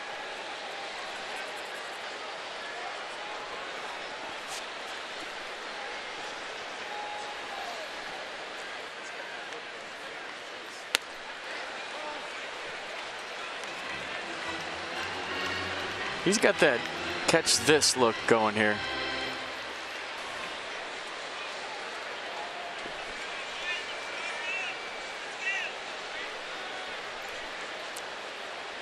Two-oh pitch. He gave Ryan an off-speed pitch, got it up in the zone, 2-1.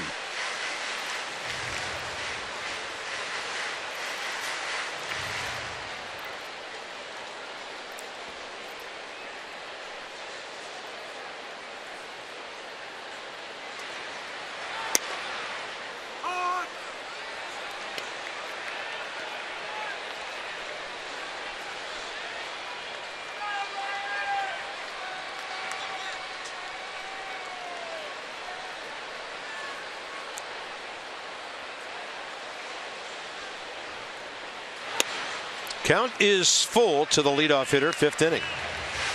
Nats haven't had a leadoff man on yet.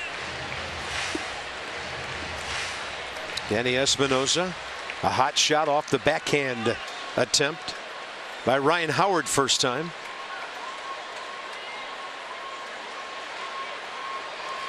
Zimmerman up the middle. To his left, sliding Freddie Galvis. And Ryan having a hard time buying a hit right now. 0 for 2. Tough. Freddie Galvis again, one of the most steady shortstops in baseball. Well, he thinks he's got another hit right here. It's heading up the middle. Then Freddie Galvis into a slide, a spin move, and a throw, all in the same motion. Gets Ryan. You can see Ryan's head up in the air as he crosses the bag, saying, "What do I have to do tonight to get a hit?"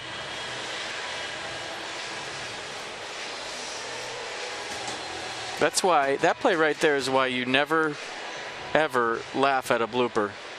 You're playing against the best defenders in the world every night, and they take hits away from you.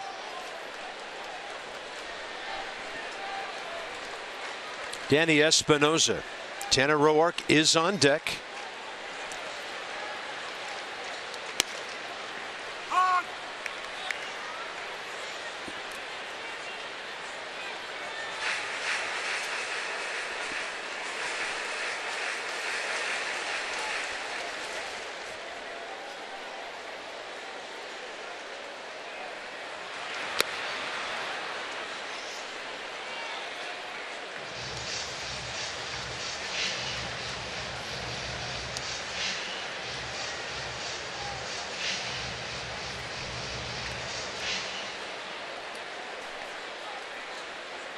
Now the contact battle begins.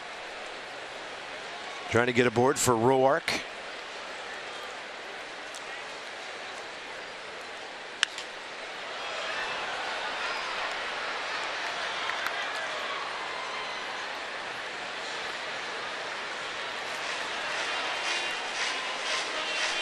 Tanner sacrificed first time up that got Danny to second base. Back into third, and then Turner lined out hard to right.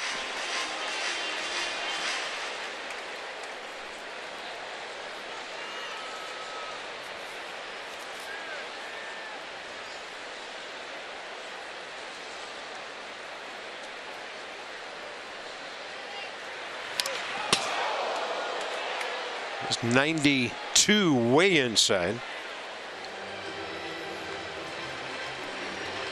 Usually with 2 strikes, Danny will let the ball hit him, but usually it's the upper half. He usually takes care of the lower half, and maybe I can say usually one more time.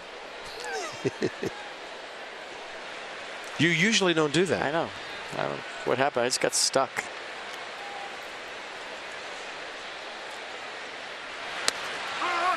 Danny Espinosa strikes out for the 146th time. 2 outs, and Tanner Roark will try to get something going. Mercedes-Benz will track it. A changeup, I think, has been Jake Thompson's best pitch tonight. He's throwing it whenever he wants for a strike. Early in the count, late in the count.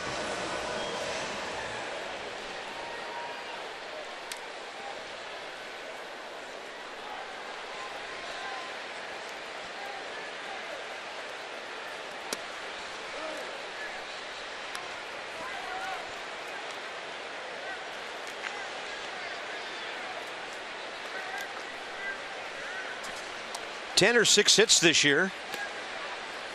2-0. He's due.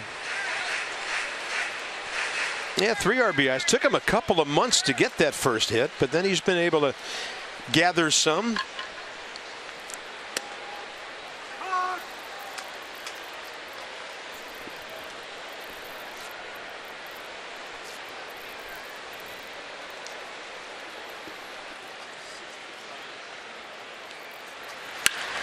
How about that? Maybe the loudest sound of the night for the Nats other than the Rendon double. And Tanner's aboard with 2 down. Told you he's due. Little leg kick. Big swing. And a solid single to left. Now Steele second. That's a nice level swing. So he is 7 for 58 this year. Trey Turner hit the daylights out of it last time, right at Peter Borges in right. Another hard hit ball picked off by Cesar Hernandez. This has to end sometime soon. It's been going on for a game and a half, this hard hit ball thing. Change seats or something.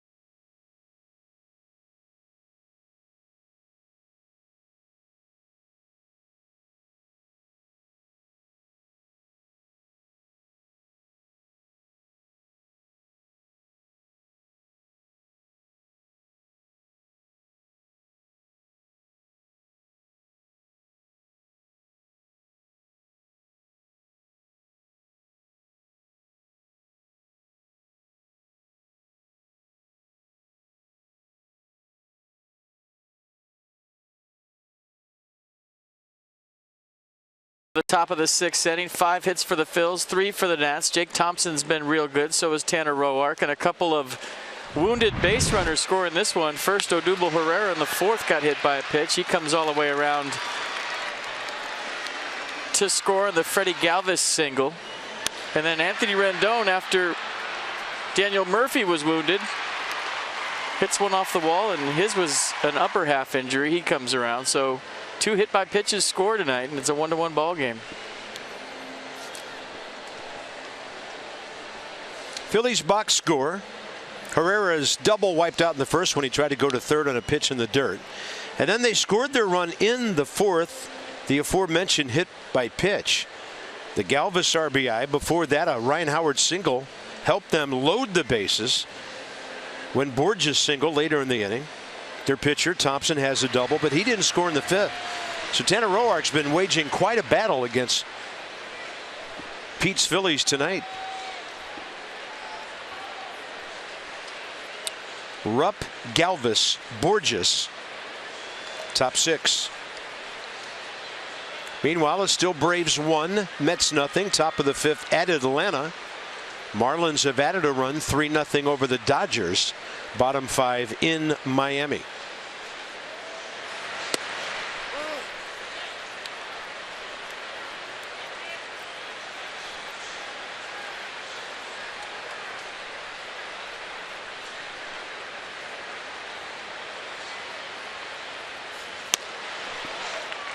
Well done on the breaking ball, the 84 slider. We're up 2 strikeouts tonight.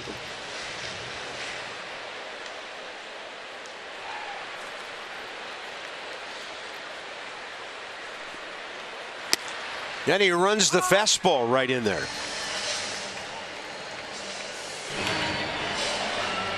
Because of Tanner's pitch count, Blake Treinen working.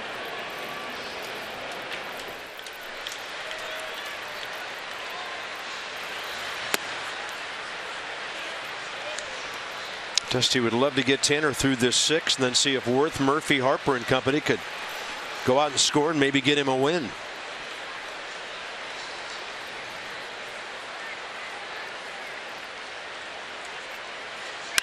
Off speed and a ball drilled to left center. It'll plug the gap. Over to cut it off, Jason Worth, and Rupp has his first base hit.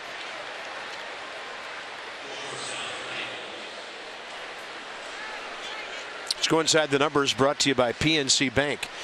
So the Nats dominate the East, and you can do the math. They're 1 game over against the rest of baseball on their schedule this year. They have 2 more foes outside the division. The Diamondbacks here after the Nats go to Pittsburgh.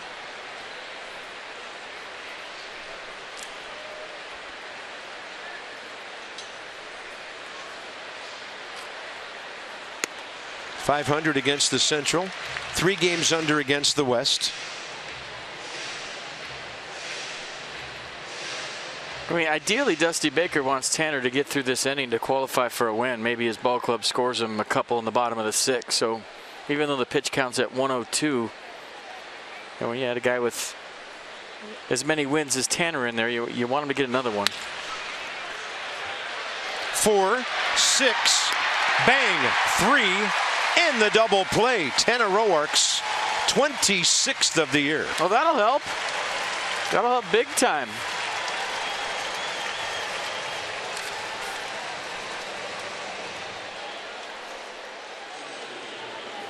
And there's a reason why he gets double plays. And don't forget the guys that are turning them, too. You can't just say they're automatic, even though they should be at this level, especially with the new slide rule. But he's got a lot of help from his friends. But if you pay attention to his starts, when he has a runner on first, everything is below the strike zone. So Tanner Roark's 26 double play ball, the 3rd in all of the major leagues this year. Nats turned their 130th as a team 5. So only 4 teams have turned more double plays. The hitter, Peter Borges, 1 for 2 of the base hit last time up.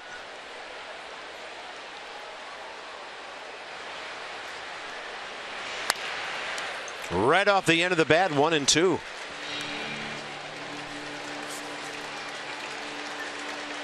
Tanner Roark's most pitches since 3 starts ago when he went 5 against the Orioles here and threw 111. 1-2. Finishing with a flourish, if that's it. Strikeout number 8. He throws a grounder. His defense helps him out. Maybe a chance for a W still.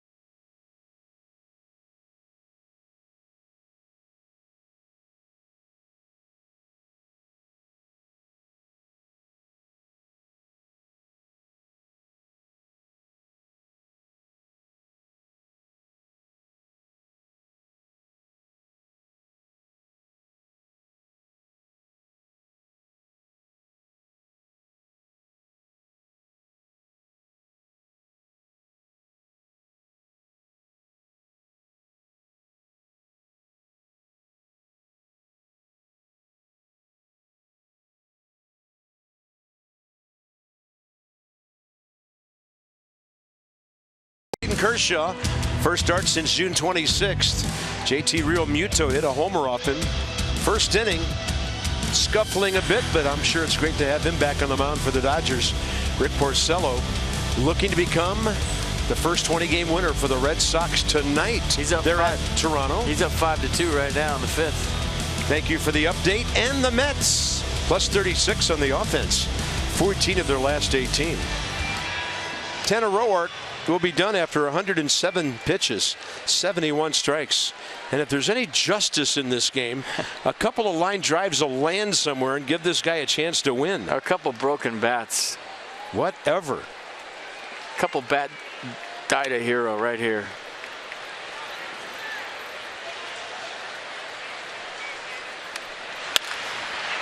Up the middle, and that carries off the bat of Jason Worth to Cesar Hernandez. Murphy, 0 for 1, hit by a pitch and a run scored is next. So the Nats, an Espinosa single in the third. Murphy hit by that pitch with 1 out, 4th inning, and then Rendon banged one high off the Geico sign in right center to bring him in. And then Tanner Roark a base hit last inning. That's it for the offense.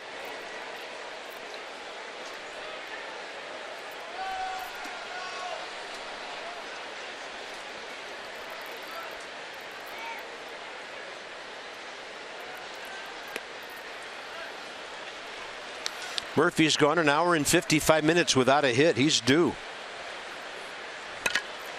Yeah, that's just weird.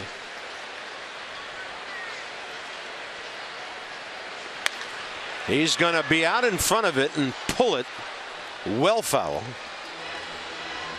1-1. Cheap inside the numbers on the league's leading hitter. So in first season with either the Expos or the Nats, Murphy well within reach of Adam Dunn's 105 back in 09, and then a couple of Expos in front of him for the organization record. He's going to hack one into the right field corner. It's cut off by Altair. Murphy digging for 2. And the throw is no contest. Hit number 173. And for Murphy, another extra base hit 71 on his 41st double. Okay. Bro, you hit me, I'll hit you. So the nearly 2-hour drought is over. He was in a slump, Bob. He was in a big-time slump. Almost 2 hours without a hit. Then Daniel Murphy, another double. I just think you pitch him away and make him beat you the other way. Everyone keeps flirting with the inner half. He's lucky that ball's in the yard. That ball hammered. Well, time for Bryce to come up big. Phillies have him 0 for 6 in the city. Michael Marriott up in a hurry. Their pitcher 2 pitches short of 80. But he's handled Bryce on a called third strike, which was, as we tracked it earlier, well out of the strike zone. And then Bryce fouled out to Hernandez in the 4th.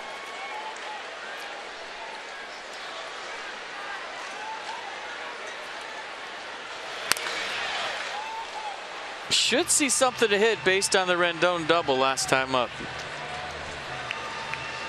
Got protection on deck.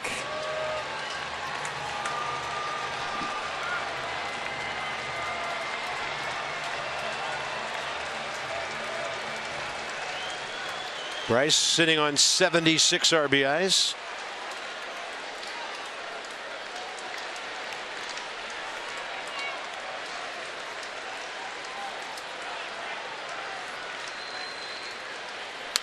That's banged into right field.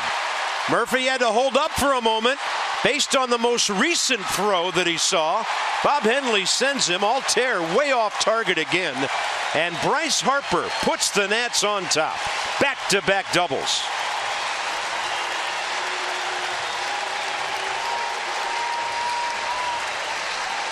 Well, you see how this whole thing works, right?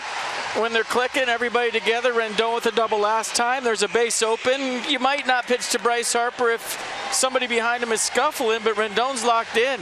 RBI double last time, Bryce smokes one into the corner, and Daniel Murphy, who's always hustling, coming around third. That's a good send by Bob Henley at third. He knew that Altair was going the other way, and he sent him anyways. Yeah, by the way, that's second on the throw for Bryce, but still an RBI hit. So Bob McClure hurriedly to the mound here.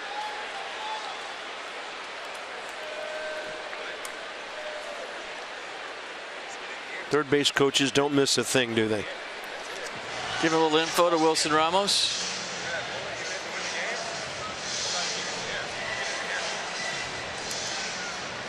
It's great stuff. So you gotta love that. I mean, he could be just soaking it in, end of the bench. Everybody tell me how good I am right now, but no, he scores a run. He goes right to the guy on deck and tells him some info, whatever it is. That's good stuff. I just love the way Murphy and Scherzer are into every pitch of every game. I think everybody is. Those guys are just really, really, really the extreme. So here's Rendon. Banged one about 400 feet off the right center field wall last time.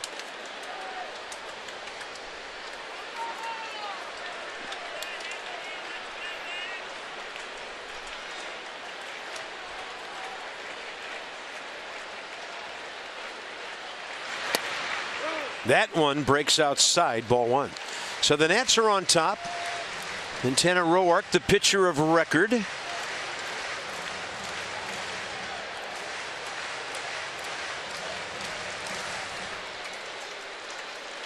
Talk about keeping his elbow close to his backside. Oh, I would give anything to be here in this conversation. By the way, good news on a couple of fronts. Braves have picked up another run. He's talking about keeping his elbow close and firing that backside because he got wounded on the front side. And Chris Heisey's trying to do it left-handed. Then he went, oh, wait, hold on. I'm right-handed. I got to switch. In fact, it's now 4-0 Atlanta and 4-0 Miami in their ball games. Talking about pulling it back with your top hand and not pushing it back with your bottom hand when you go back to start. It's great stuff.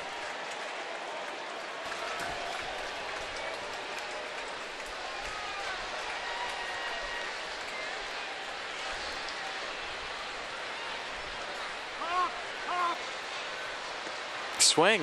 Yeah, and I think pitchers maybe should go ahead and just throw the ball when that happens.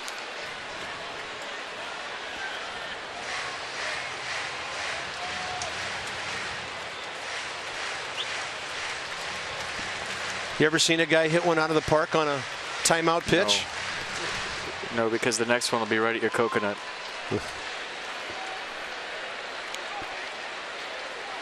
Kelly Leak, maybe? Bad News Bears?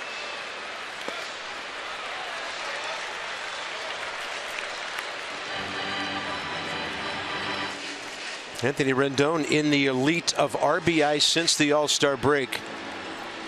So that story you told about Dusty and Anthony totally coming to fruition here.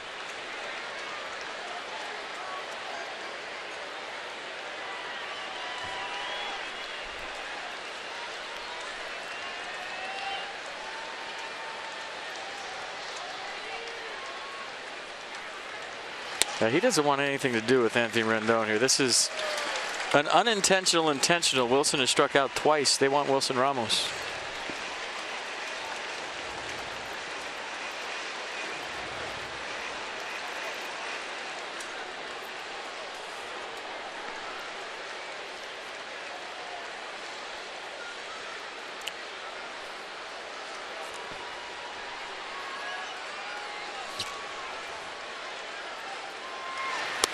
Yep, as you said.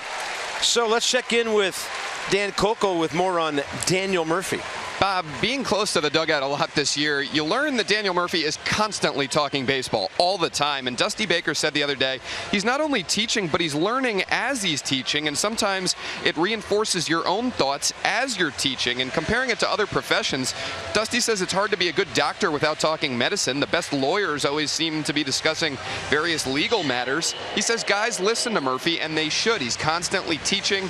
He's learning. He wants to pick up more about the game every single day. By the way, this is a stat we hardly ever talk about with him. He has now scored 85 runs this year. Thompson done.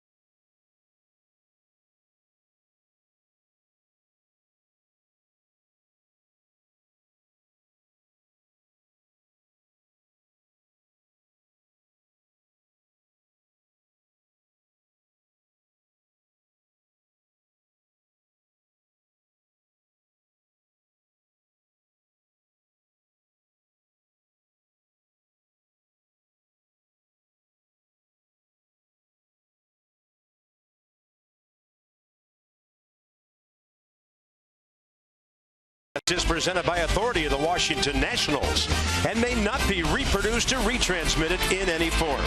And the accounts and descriptions of this game may not be disseminated without the expressed written consent of the Washington Nationals. Yeah, try to get the offense going round and round here. Exciting night at the ballpark all of a sudden. The middle of the order has taken control, and now we'll see what Wilson Ramos can do against the 27-year-old right-hander Michael Marriott. Well, Wilson knows what happened in front of him, so let's just say his ears are perked up. Still one of the better hitters in the league with runners in scoring position. A couple of strikeouts tonight, so he's not that sad to see Jake Thompson go. It's his first at bat against Marriott,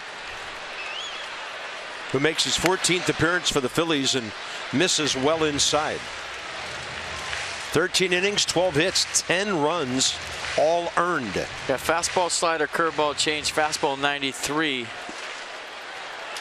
Likes to throw the slider a lot at 82.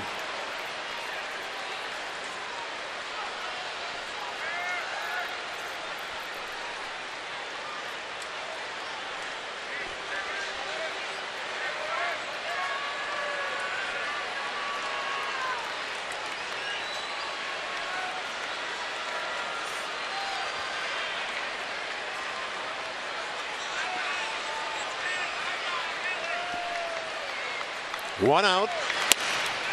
Throw in behind the runner. It was a strike call. And then Hernandez had to leave his feet to grab it.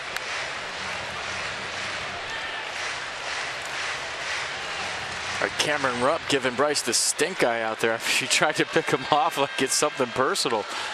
We've seen Bryce set up catchers from second base and go to third on pickoffs.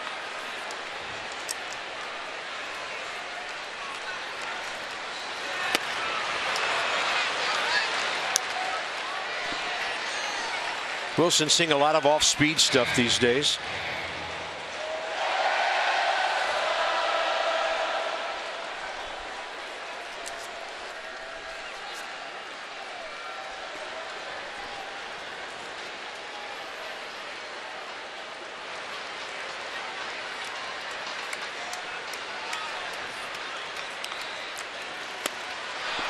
Two down.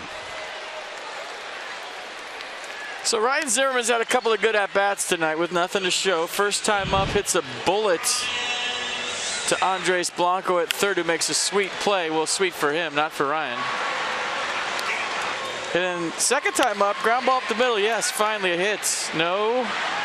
So the left side of the infield is killing Ryan Zimmerman tonight. And there's a little snappage. I like it.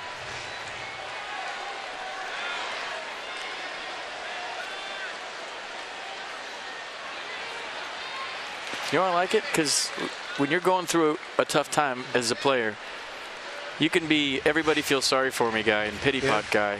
But if you're still snapping, that means you still got the fire. That's a good sign.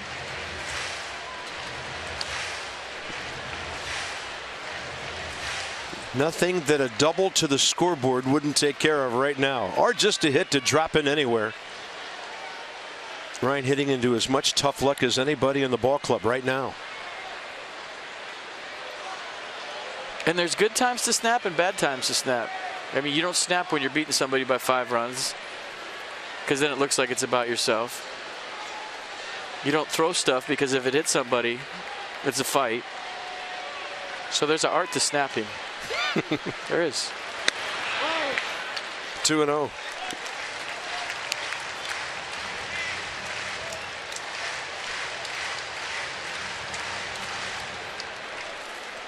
Bryce Harper drove in Daniel Murphy after Murph doubled. Went to second on the walk to Rendon. They remained when Ramos struck out. Hitters count for Ryan Zimmerman. He got a fastball on 2-0 and he popped it up. Cameron Rupp getting rid of the mask. Nats are done in the 6th. They go ahead. So Tanner Roark does have a shot at a win later.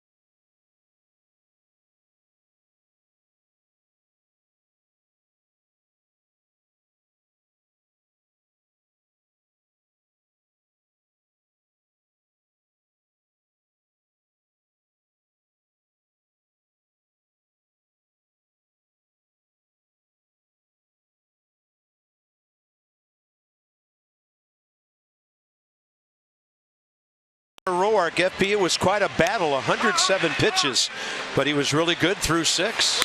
I mean, he's got serious ownage on the Phillies. 7 shutout innings 3 times. He gave up 2 runs 1 time, and he gives up 1 in 6 innings tonight. Gets the ground ball when he needs it, keeps you off balance. Nice cutter right there for strike 3, and he's telling Dusty Baker, I'm good. Nope, no, Dusty, I'm good. Don't even look at me like that. I want to stay in this game. Come on. Well, he only threw 11 pitches in that last inning. Washington area Toyota dealers celebrating strikeouts and helping children and their families. $37 to the Children's Inn at NIH for every strikeout this year. And Tanner Roark had 8 of them. So in a 2-1 game, Harper, the RBI that makes the difference for now. Top of the 7th, and Blake Treinen. 2-seam fastball, upper 90s, slider to go with it. Opponent's hitting 222. Tyler Goodell 0 for 1 with a walk. One of the biggest outs of the night. Goodell 3 innings ago when Tanner got him to ground out with the bases loaded, 1 run home. Phillies were on top at that point. There's Jimmy Paredes on deck for Marriott. On the outside edge for a strike. Well, my friends just texted me, said, what's snapping? Snapping, if you don't know, is when you've just had enough and you feel the need because of a lot of frustration to break something. Whether it's your helmet, you go down the tunnel and do damage with the bat. Remember Bryce in Cincinnati? When he hit the wall and then the bat came back and got him in the forehead with his bat. And you know, you do it and you just feel better for whatever reason. It's a way to wash your hands of a certain situation. Yeah. If you keep it in, you keep it in, you keep it in, you don't feel like you're fighting anymore. So different guys do it in different ways. Some guys never snap.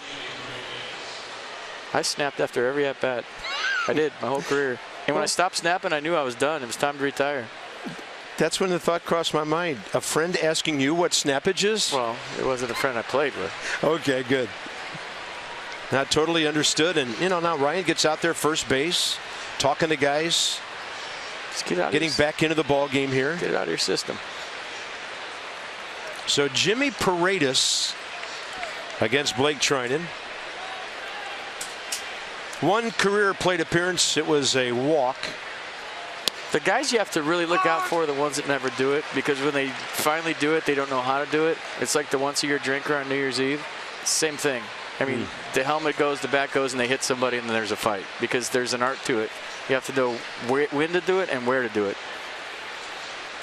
And that's your lesson, kids, on major leaguers snapping for the night. And if they wrote a book, thousands of guys could contribute, and it would take a long time to read. There's Colton Murray, who will be next out of the Phillies bullpen.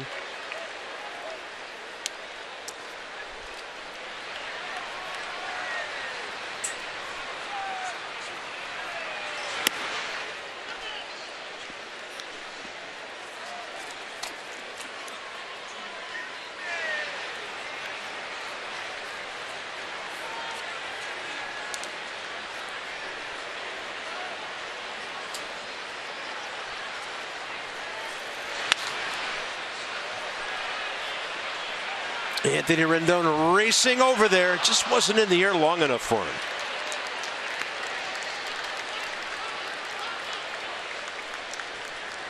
Well, pretty good effort by Anthony Rendon. I like how he finished this. He just tried to glove it. He didn't try to slide into the cement down there or run into the wall. You see the cement below the padding or the hard surface below the padding. He just tried to glove it. If I get it, I get it. If I don't, I'm still in the game. Smart play. 1 ball, 2 strikes with 1 out.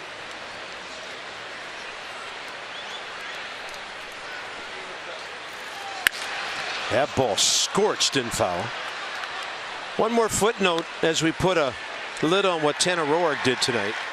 Obviously, a lot of pitches, a real battle in almost every inning. He had 1 1-2-3 inning, but he did go at least 6 innings for the 23rd time this year.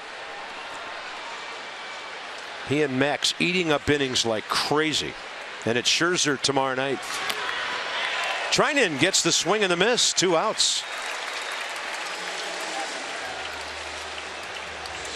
When you have insight, you know how to handle your finances with confidence. Brought to you by PNC Bank, for the achiever in you.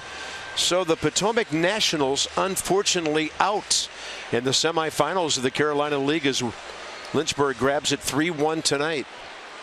Sally League semi, Lakewood ahead 1-0 and a lead in game 2 tonight. That's a 3-game series, but the Suns have to come back and get back even.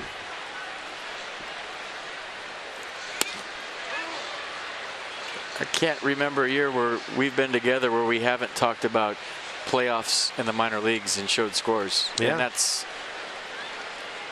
And the interesting thing about that is, if they win, Joe Ross could be pitching some innings for them in a playoff game.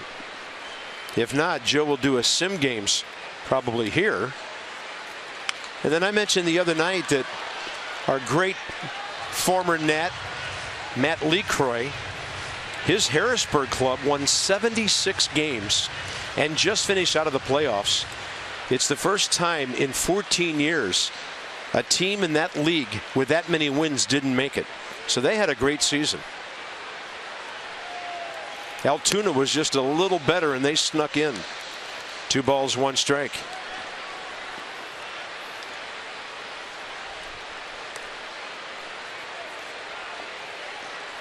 But I know you've spent some time with those guys, the minor league camp during spring training, and it's not any accident what's going on down there with these kids and those coaches. And I need to spend more time. That's how you stay good for a long time, with your minor league staff that does it for basically nothing, for the love of the game and the reward of their players making it to the big leagues and winning a championship. Treinen now has Hernandez 2-2. Right side, Ryan Zimmerman just waiting for it. And that's it. Another good inning by Blake Treinen, pitching the best of his career right now. Time to stretch.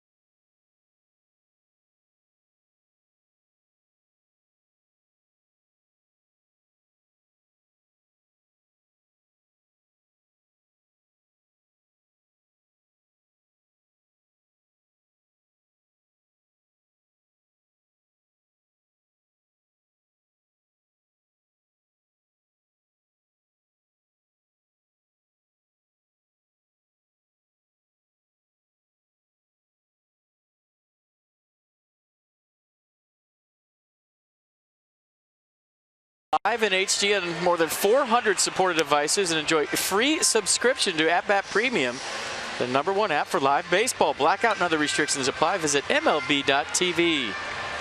There's Teddy, with Teddy treating Teddy poorly.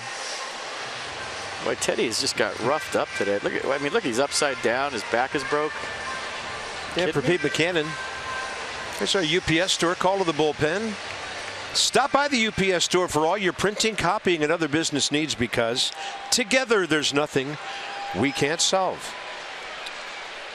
Colton Murray, 26 years of age, 19th appearance, 24 innings, 21 hits, 19 strikeouts. Danny Espinosa, Ben Revere on deck, bottom 7. After a nice quick 3 outs, Ben will hit for Blake Trinan. And Espinosa 1 for 1 with a homer, 2 RBIs against this right-hander. Well, he's going to see a fastball, slider, curve. Fastball 94. Phillies' only left-hander is Patrick Schuster in the pen.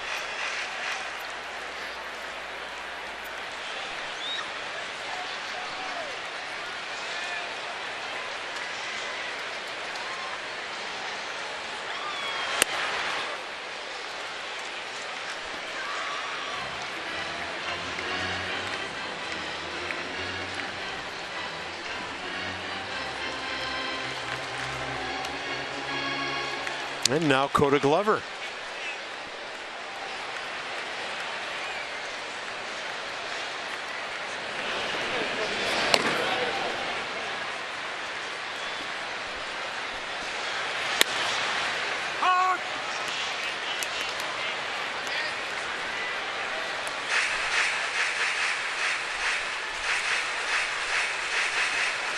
We're looking to do damage right here in a 3-1 count if you're Danny Espinosa.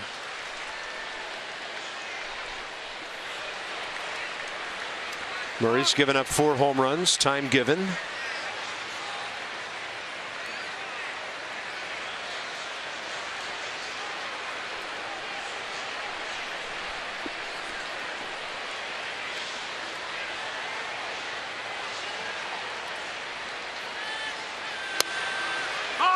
Strike call inside edge. Nissan will track. I think Danny thought it was low.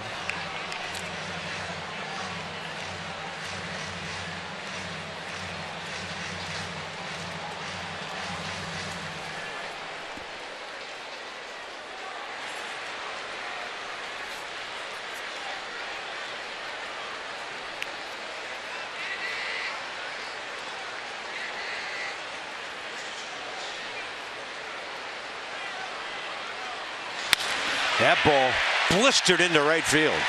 Danny Espinosa 2 for 3 night. And now speed as Ben Revere pinch hits. I'll tell you, Danny had one of the best BPs I've seen him have all year today. He was hitting line drive after line drive. Guess where? Left field. Had his hands in the right slot. He's got a couple of singles to right tonight, but because he was working on going in the other way, his hands are in the right position for a couple of hard base hits. Nicely done.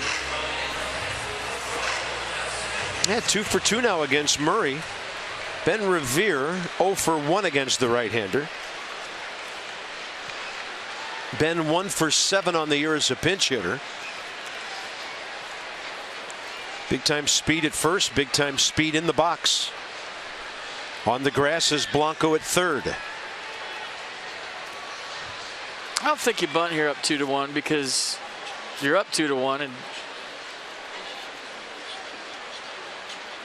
I mean, Ben Revere has it at some double plays, but he can run.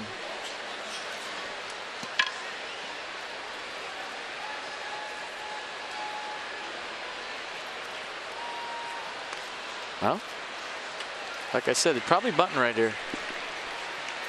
Danny Espinosa kept running until he was sure that ball was foul.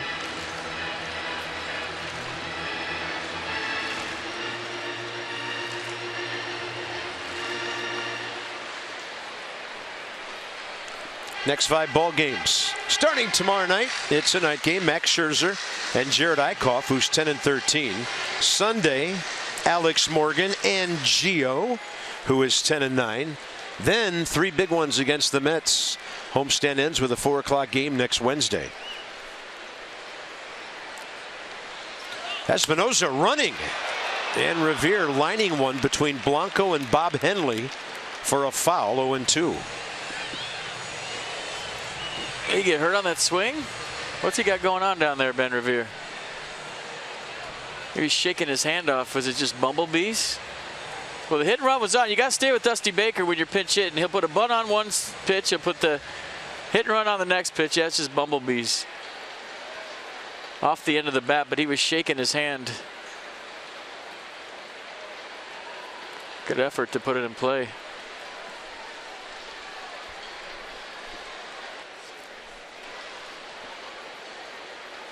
That's all of their hits from the third inning to this point.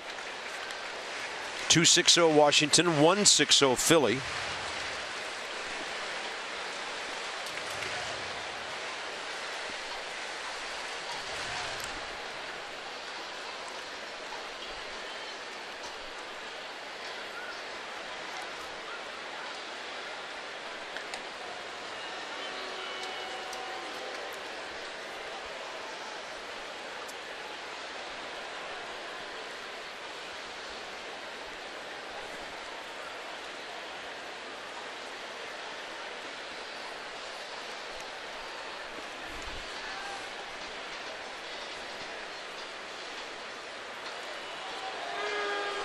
Espinosa, 9 out of 10 stealing this year.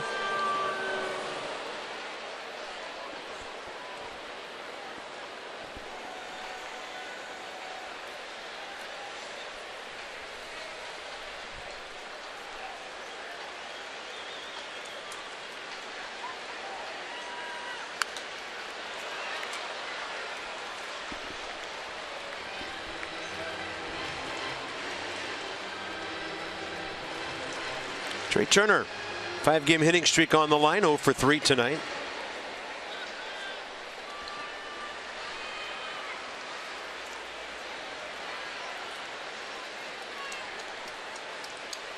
These 3 guys batting in a row, they put it all in play.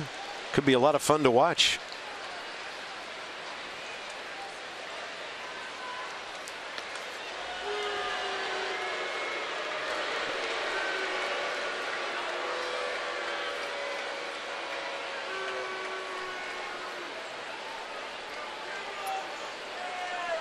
Two-one Nats, bottom 7.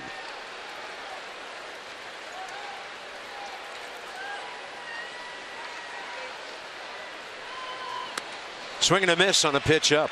1 out.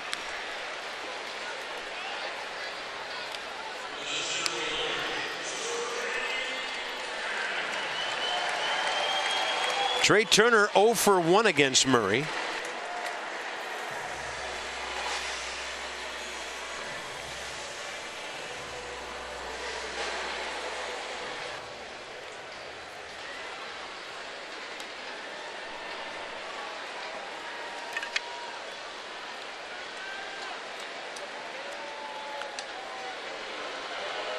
Hasn't been close yet over there.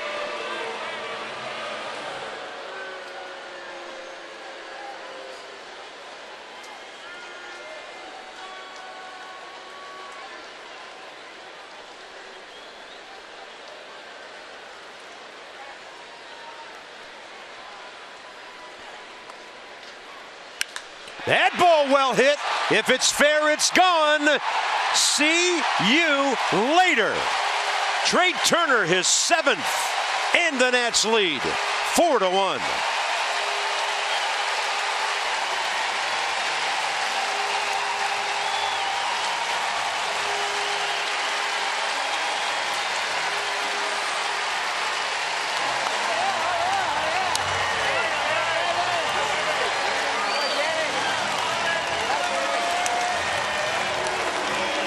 I think we talk about his speed too much, but it's hard not to when you watch him run the bases. But he's got so much pop, and he's such a polished player in every aspect of the game, and is going to be a big-time difference maker in October. 107, 402 feet. Whew. That one stayed hit. You can go look at it on video right now. I would too. Jason Ward takes one up and in. Nationals' first homer of the series. And go dig yourself for a second, Trey. That was a sweet swing. What a sound. Worth 0 for 3, lined out last time.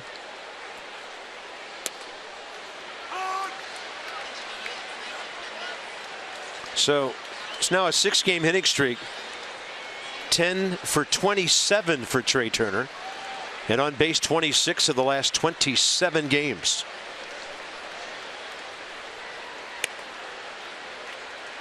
His bat stays in the zone for such a long time. It's quick, it's hard to tell. And then he's got that buggy whip with his loose frame. And it just creates so much bat speed, and then he stays through the ball for a long time. That's how he gets all the pop for not being a real big guy. Jason 2-2.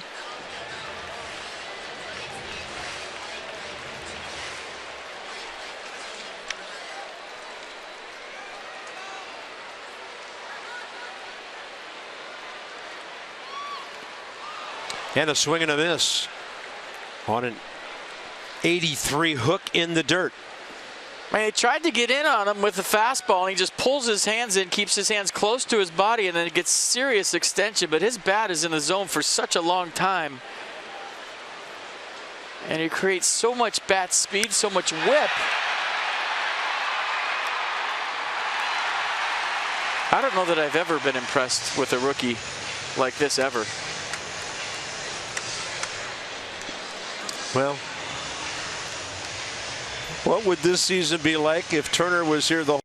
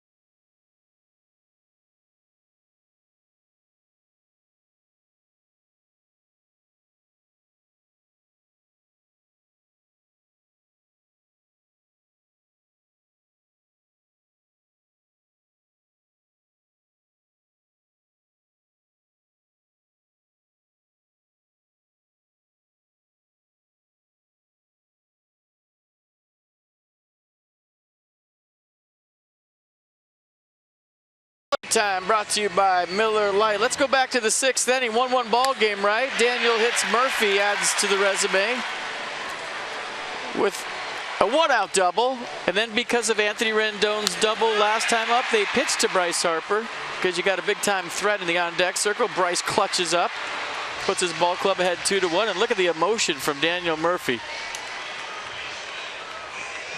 I mean, what's not to love about number 20? I'm looking forward to seeing some of that in October. big stage?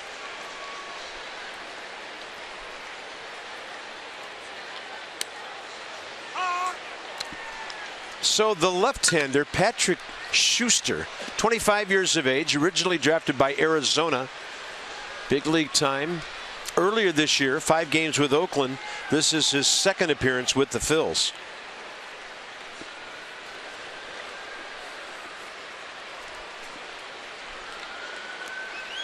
Curveball bending way outside.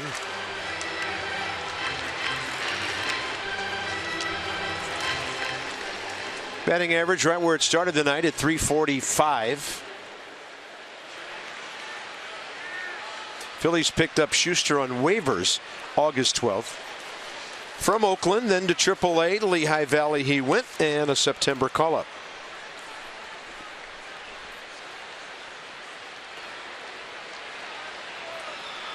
Way inside, Murphy gets hit again. That was a breaking ball. So he's on base for the third time.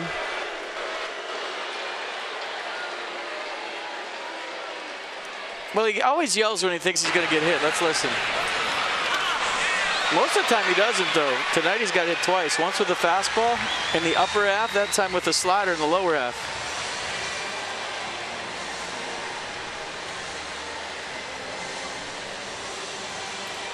Runner aboard, 2 outs, and here's Harper.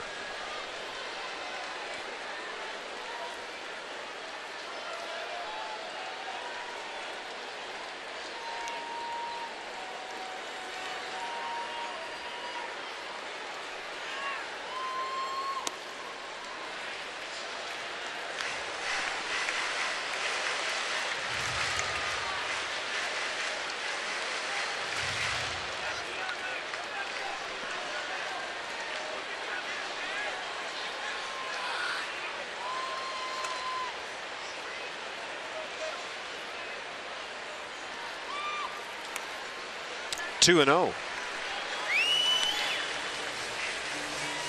I don't know how comfortable I'd feel if I was Bryce Harper right now after what happened in front of me and then those first 2 pitches. Yeah, the hook's all over the place.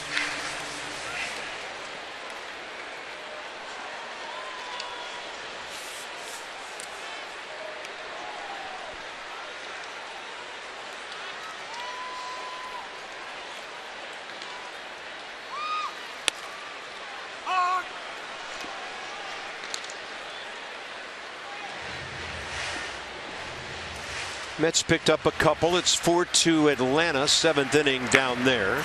Nats a 4-1 lead here. Right-hander Frank Herman for the Phils.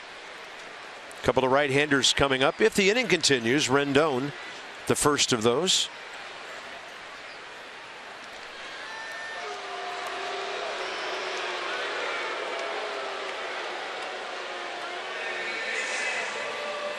I think Daniel Murphy's seen more throwovers tonight than he's seen combined all year.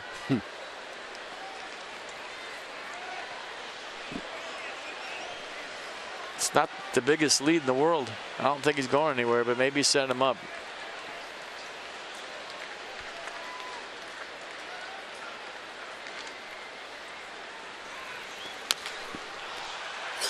Bryce, and this is a race to the bag.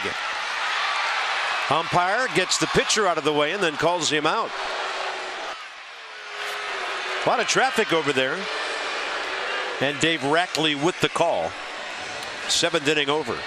Or is it? We'll see. Dusty looking back toward the guys on the phone to the clubhouse. Dusty saying, hold on, let's see it together. I think they got him. And they did. So the inning highlighted by an absolute blast from Trey Turner. He knew he got it. Watch him check it out for just a second. Just a matter if it stayed fair. So home run number 7 for Trey Turner, and it was a bullet.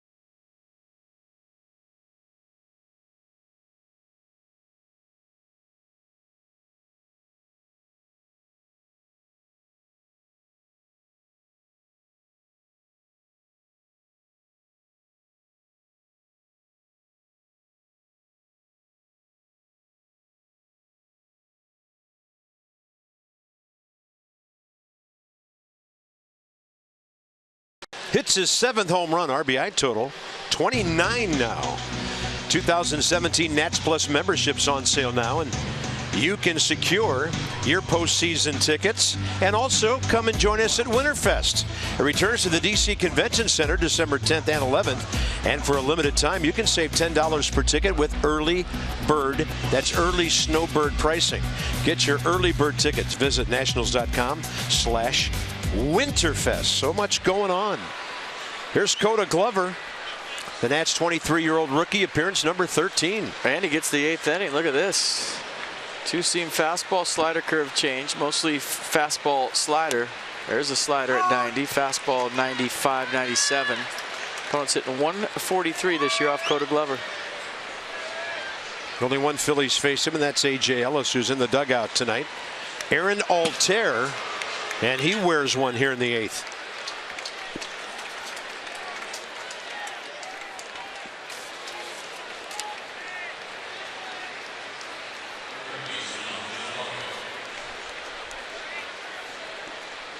Andres Blanco is next.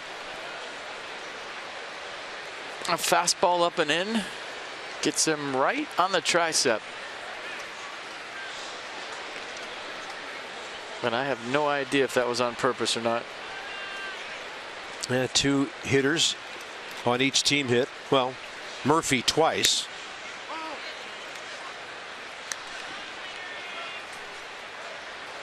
Blanco, 2 strikeouts and a walk.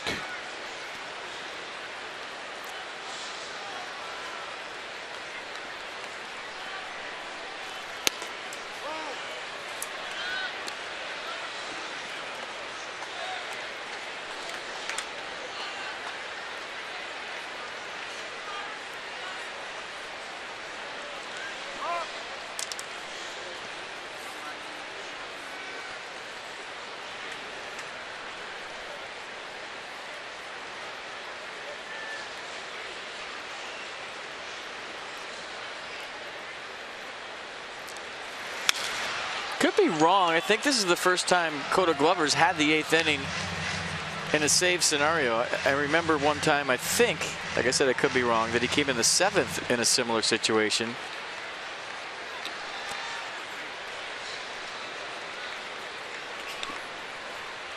I don't,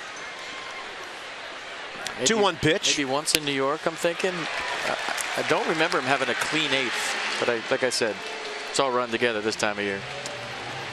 Yeah, we played a few. 140 before tonight.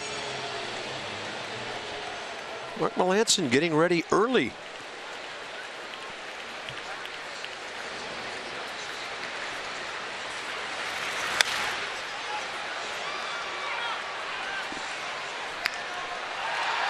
So his first 12 big league appearances, 14 innings, 7 hits, 4 earned runs, 5 walks, 13 strikeouts, and 1 hit batter.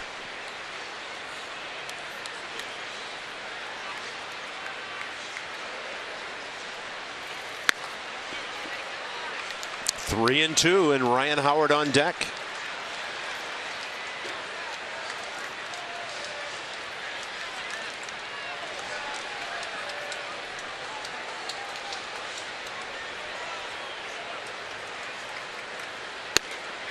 Did he go?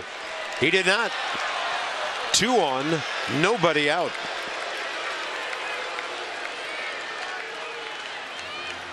Mike Maddox to the hill. Did he go? Doesn't matter. He's standing on first.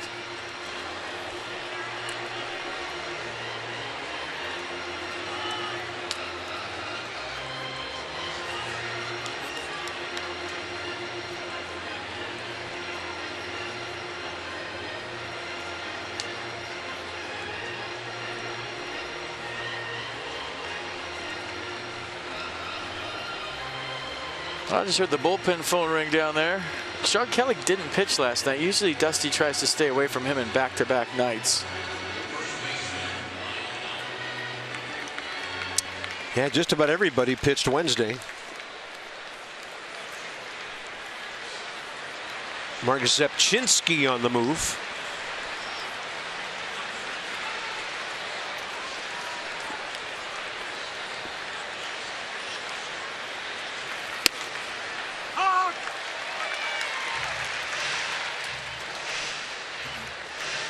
Ryan Howard 1 for 3 tonight. Sean Burnett is up. I'm sorry, Sean Kelly.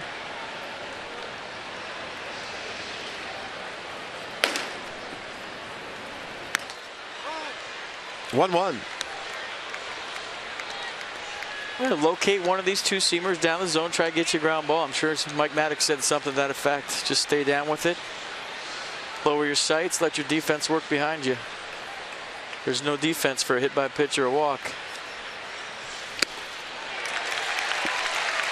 96 upstairs. 1 ball, 2 strikes.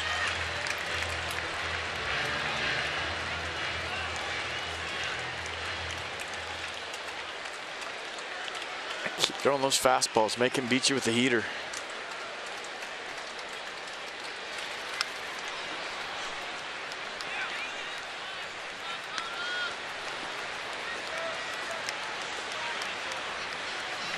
Kind of interesting. Rendon way over on the left side. Everybody else shifted. There's a ground ball to Danny Espinosa to turn 2. He'd have to run to the bag and throw. With Howard, he would have time. Or he could be taking a relay from somebody like Daniel Murphy. And then he loses the play at second, unable to come up with it cleanly. Howard is out. Runners move up to second and third, 1 down.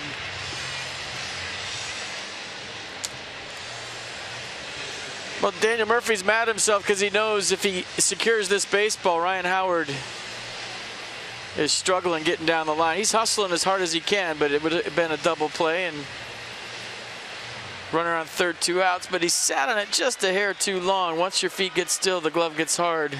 Might have been tricked by the speed of the baseball. Here's Cameron Rupp, 1 for 3.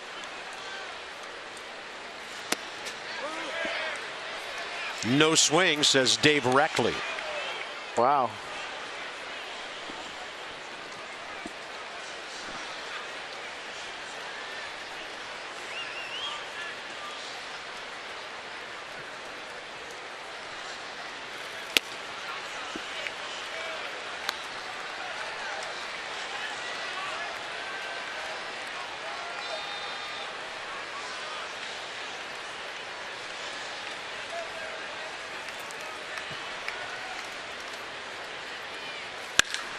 That ball is hit a ton to left center. And this game is tied.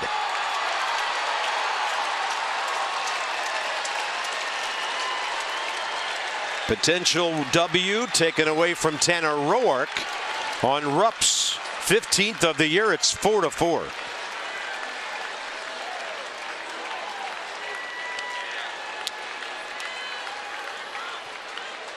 But it fell behind with a couple of sliders, and then as a major league hitter, when you see a pitcher throw 2 sliders for balls, you know he can't throw you another one. So kind of painted himself into a corner, and when big league hitters know a heater's coming, it doesn't matter how hard it is. They can turn it around, and Cameron Rupp just did.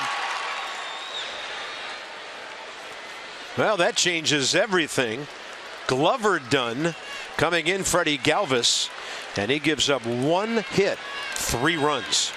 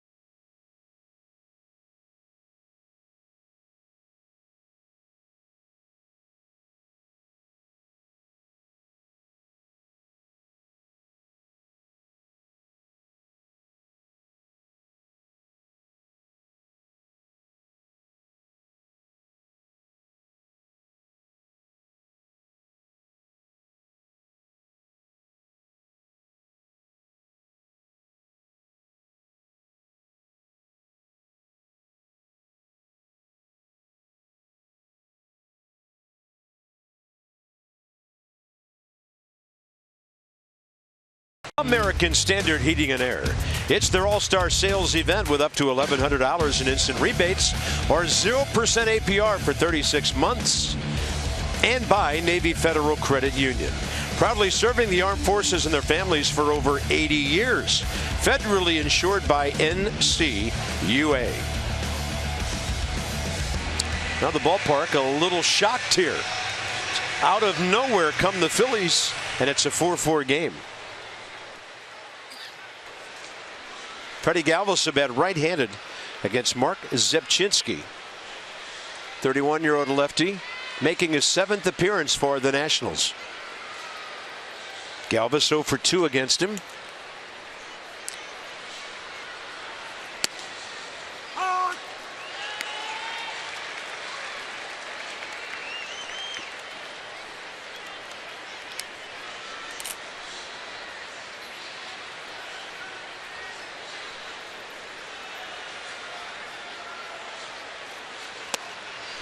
Pretty good hook, swing and a miss.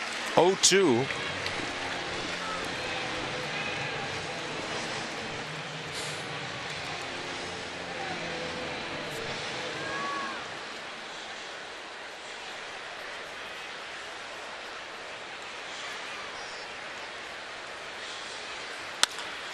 And this one in front of Danny Espinosa, racing to it, throwing on the run, 2 outs. Next up, Peter Borges.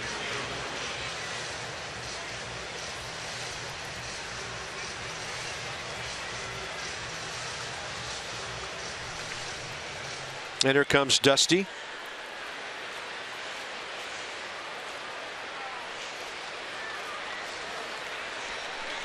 Here comes Sean Kelly to face the right-handed batter Borges.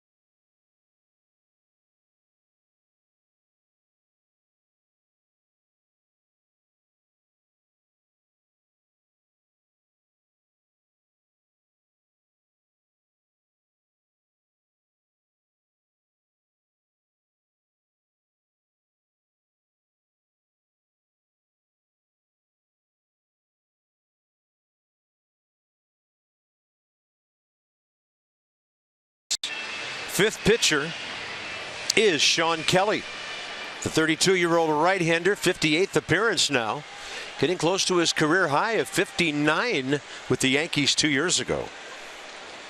A fastball slider, fastball mid-90s, opponent's hitting 216, righty's just 198.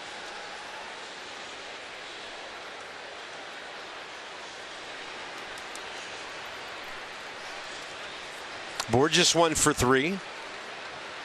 And against Kelly, career 1 for 4, ball 1.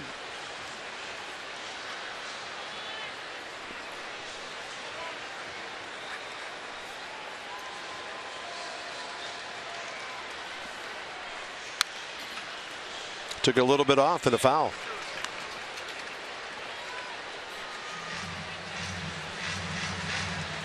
Sean's job to keep it 4-4 and hope his ball club can figure out a way to score in the bottom of the 8th.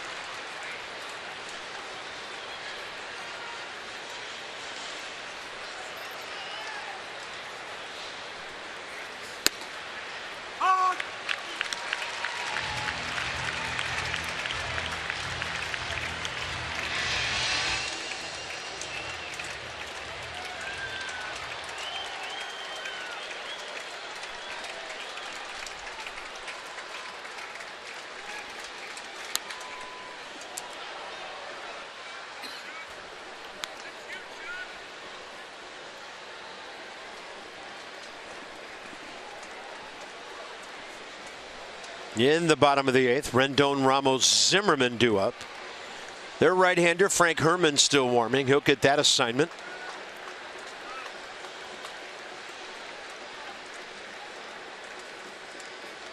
In the dirt, 2 balls, 2 strikes.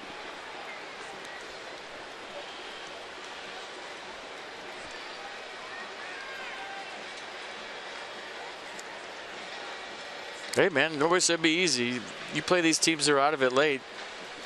They want to show you they can play. It's their playoffs. We've said it a million times. They're going to fight you. The Braves fought them. The Phillies are fighting them. Yes, they are. You got young players trying to establish themselves at the major league level. That's their incentive. You have veterans trying to get a contract for next year. That's their incentive. And if you're not playing October baseball, well, if you're playing a team that's 8 games up, that's your playoffs. 2-2 pitch. Foul tip and a strikeout. Inning over, but a costly one for the Nationals. It'll be Anthony Rendon on base twice tonight, leading off bottom 8, 4-4 game.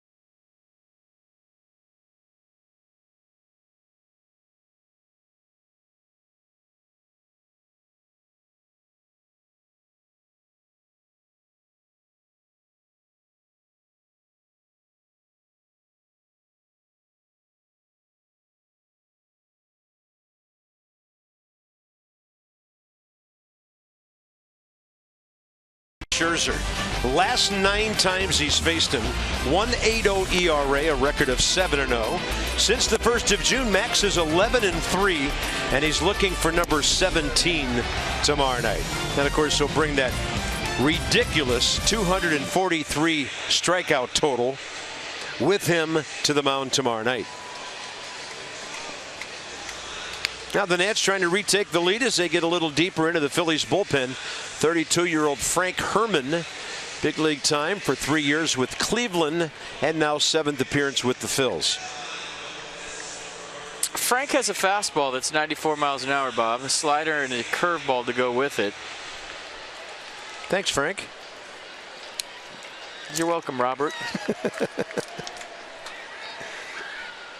Opponent's hitting 364 off Frank Herman. See if the Nats could get the runs back right here. Rendon 0 for 1 against him.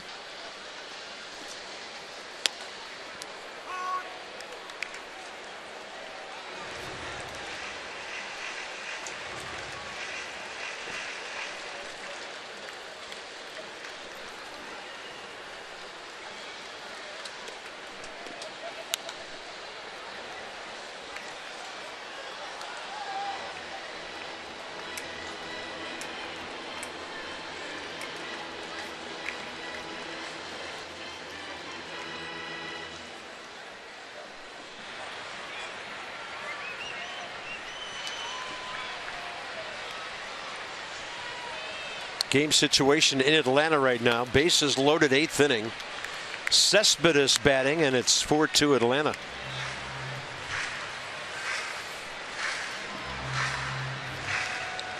Working that toothpick right now. He's thinking, look at that look on his face. He's like, yeah, this one.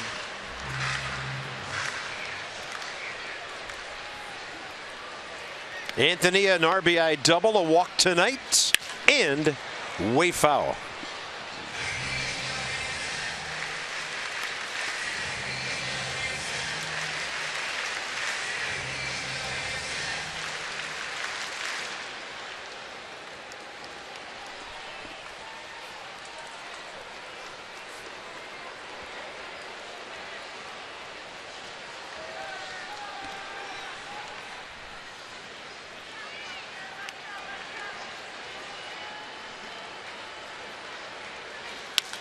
Off speed, and Rendon way out ahead of it.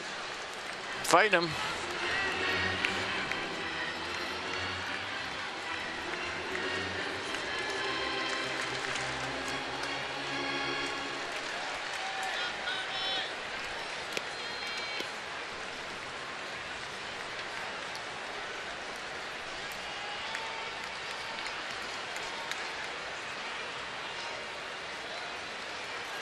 Off speed. Rendon's going to drop it to left in front of Tyler Goodell, who was playing so far off the line, he had no chance to get there. Rendon on for the third straight time and a 2-for-3 night. I don't know if you felt this way at home, but that whole at bat, I felt like he was going to get a hit. I mean, he was on everything he threw. Follow him down the left field line. Nothing was real crisp out of his hand, and Anthony Rendon stays extremely hot. Well, Melanson up again. He's ready for still might have a chance to save a game. Wilson Ramos 3 Ks tonight. He has struck out 4 times in a row in the series. He came in to pinch hit for Lobaton in the 9th inning last night. Contact right side, and the Phillies are going to try to turn 2 and do it rather easily. 2 outs, bases empty.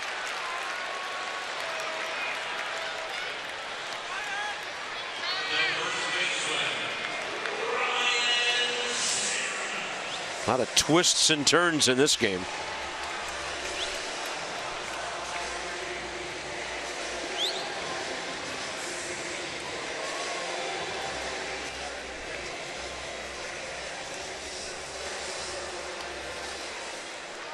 So here's Ryan Zimmerman facing Herman for the first time.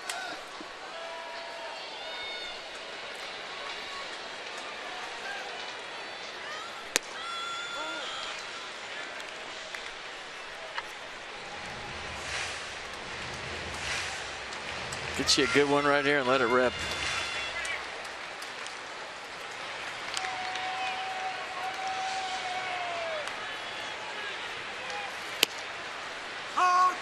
Counts even, 1-1.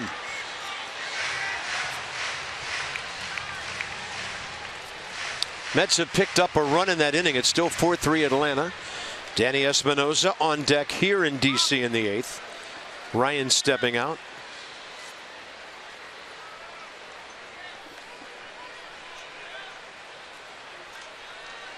And now the Mets have tied that game at 4. So the 4s are wild atop the NL East right now.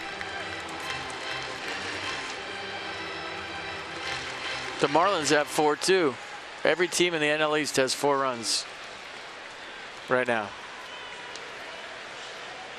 Can't make that stuff up. No. 2-2.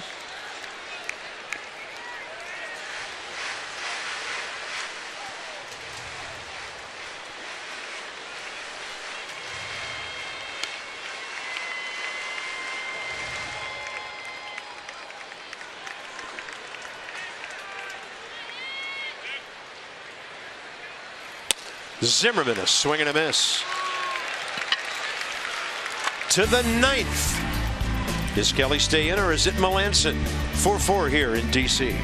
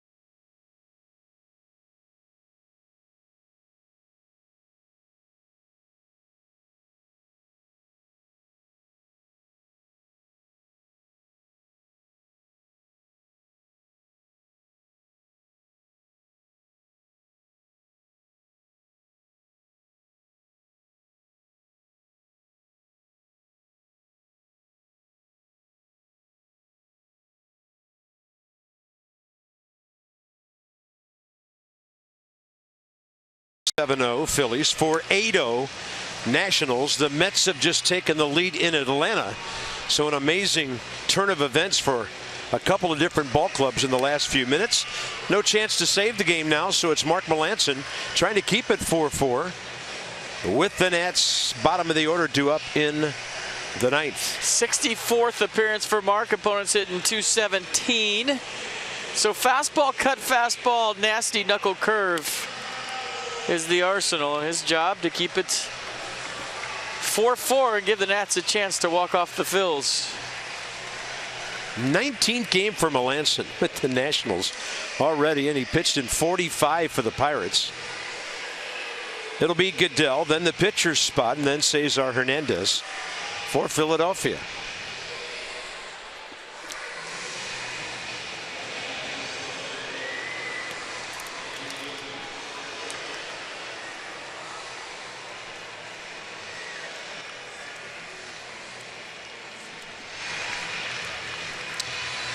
Just looking at the matchups, Goodell 0 for 1 career against Mark.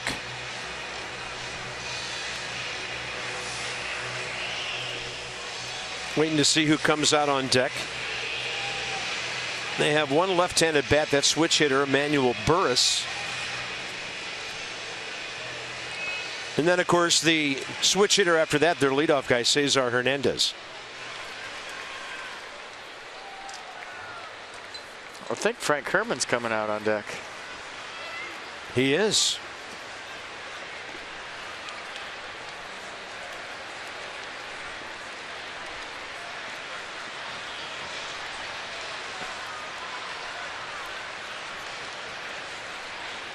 Goodell tonight 0 for 2, couple of ground balls and a walk.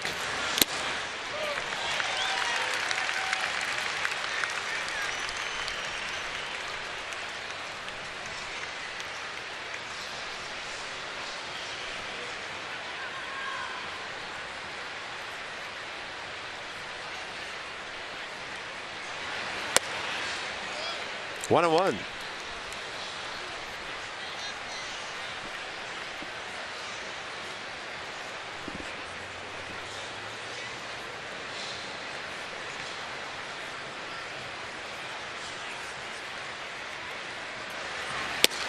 Mark Melancon misses away, ball 2.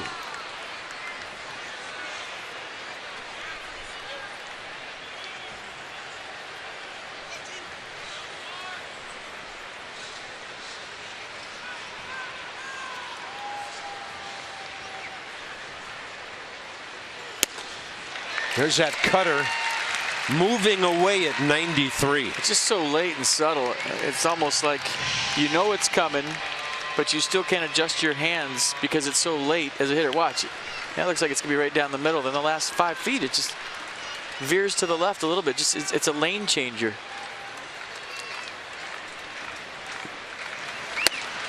And he throws another one to get the strikeout. Tyler Goodell is 0 for his last 21. So Frank Herman, who's going to bat left-handed here. See the rotation and the late movement. Goodell trying to cover the outer half. Can't get there.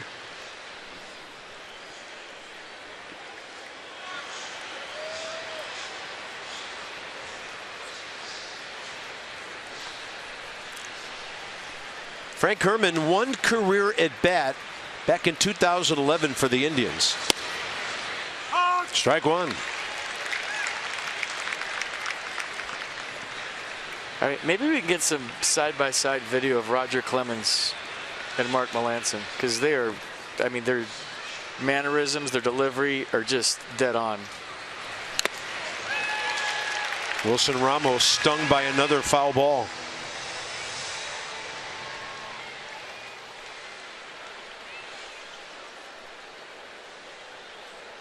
He's had more than a rough night back there.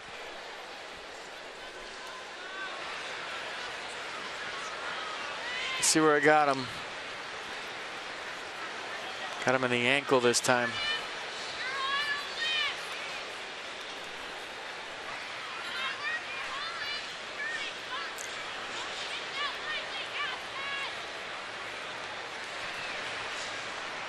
Look at the sweat dripping off him.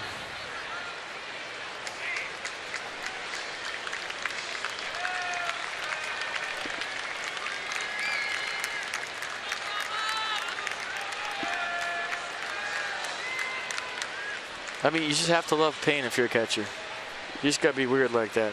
There's no other way to put it. When you're back there for 130, 40 games,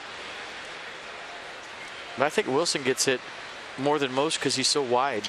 He's such a big target back. Yeah. There's so much to hit. You know, if you're a Russell Martin or a Francisco Cervelli, you're not taking as many foul balls as Wilson Ramos because he's a large human. Another ovation for him as he stays.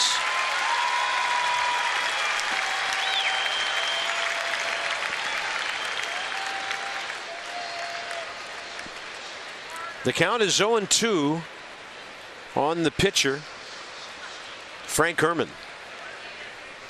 Meanwhile, the Mets have scored again. It's 6-4 in Atlanta, 8th inning.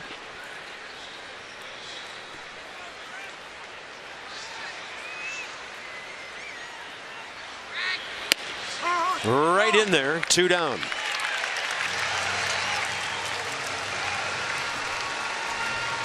Frank Herrmann went old school. I didn't even notice that. He had his baseball hat underneath his helmet. How often do you see that nowadays? Maybe he couldn't find a helmet that fit him.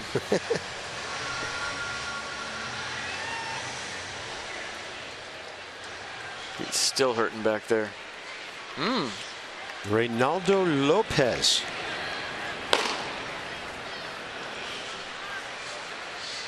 So here's Hernandez, 0 for 4 tonight. Up there hacking, got jammed. Cesar as well, 0 for 4 career with a walk and a strikeout against Mark Melancon.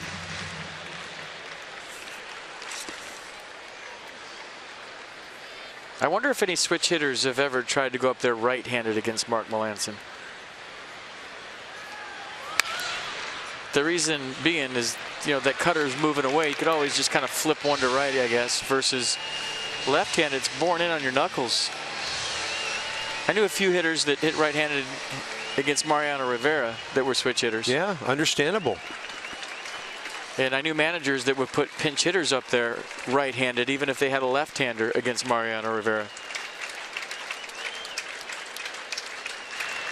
No balls, 2 strikes here. 2 outs, top of the 9th.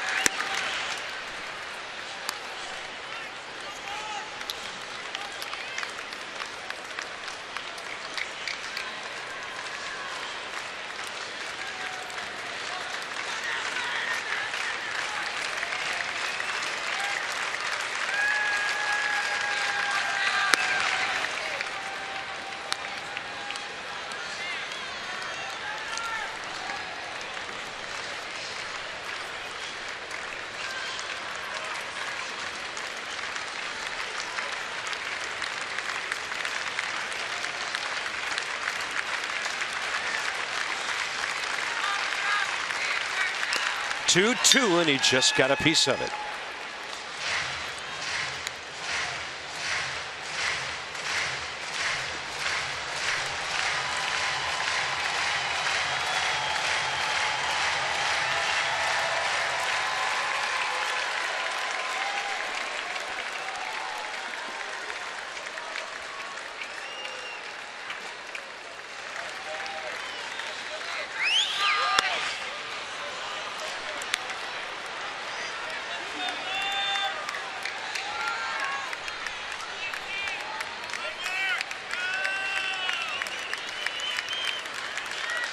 Got 16 stolen bases. This is a big pitch.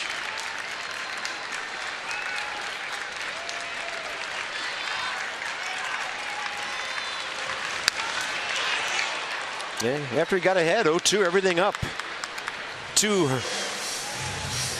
Cesar Hernandez.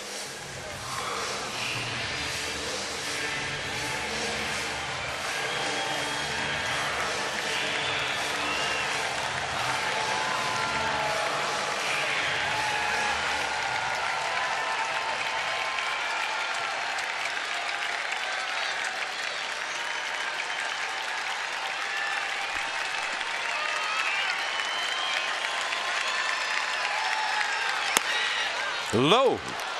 Runner aboard, 2 outs.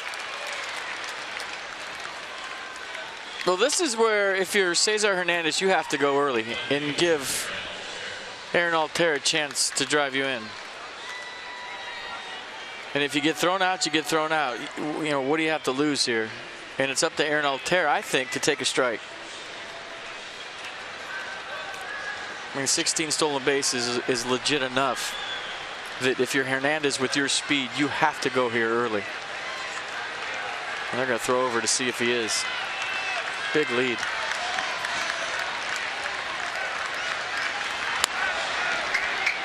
Because if you go with 2 strikes, it's too late. Now as a hitter, I only have 1 pitch maybe, and it's going to be a nasty one to drive you in. Yep.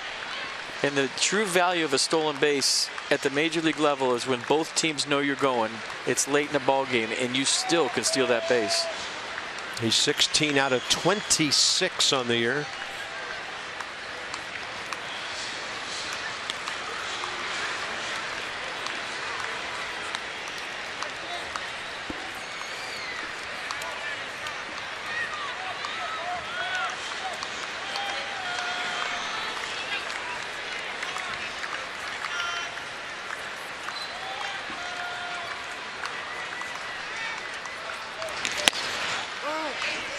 And that one cutting outside.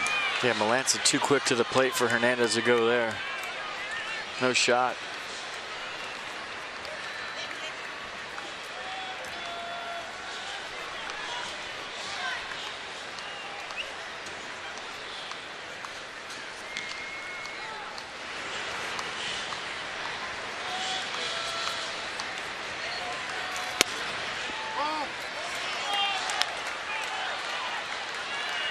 Like he's changing his delivery just a little bit, speeding it up to keep Hernandez at first, and then maybe sacrificing command. We've seen that a lot with Trey Turner.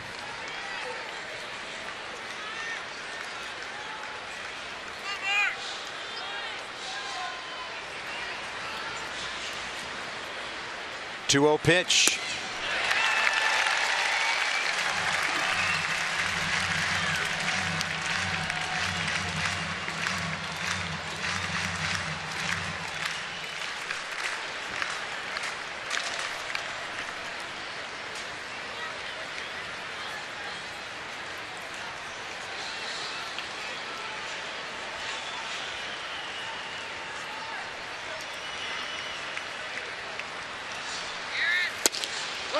A little bit outside.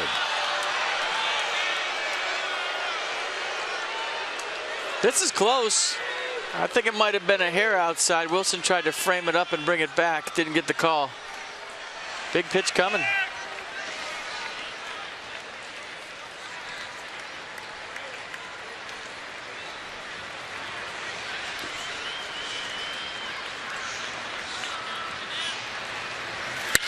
That ball hammered to left. Here comes Worth.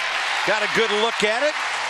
And that's it for the Phils in the top of the 9th inning. They've stranded 7 runners tonight. 8, 9, and 1 coming up.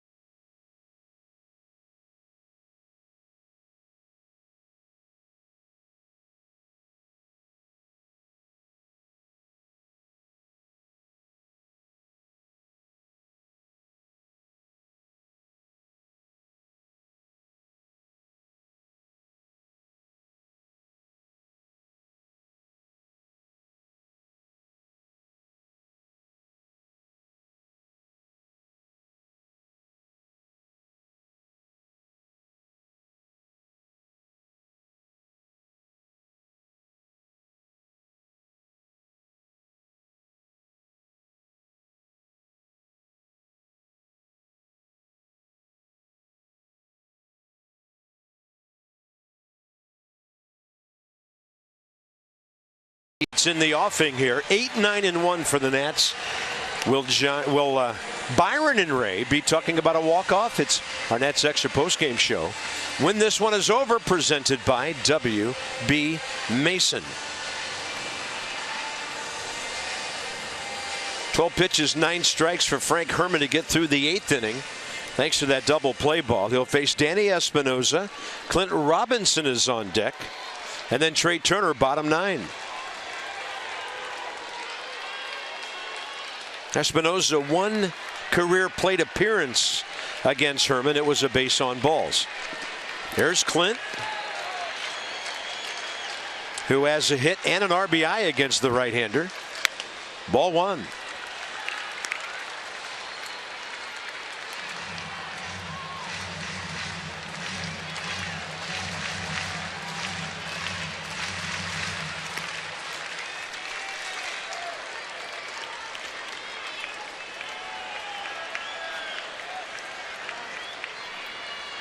Dodgers lost that game at Miami tonight.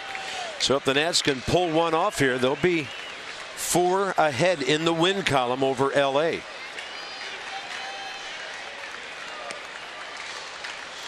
Espinosa pops it up left side. Andres Blanco in foul territory for the first out. I think you got to worry about being 8 ahead of the Mets versus 7.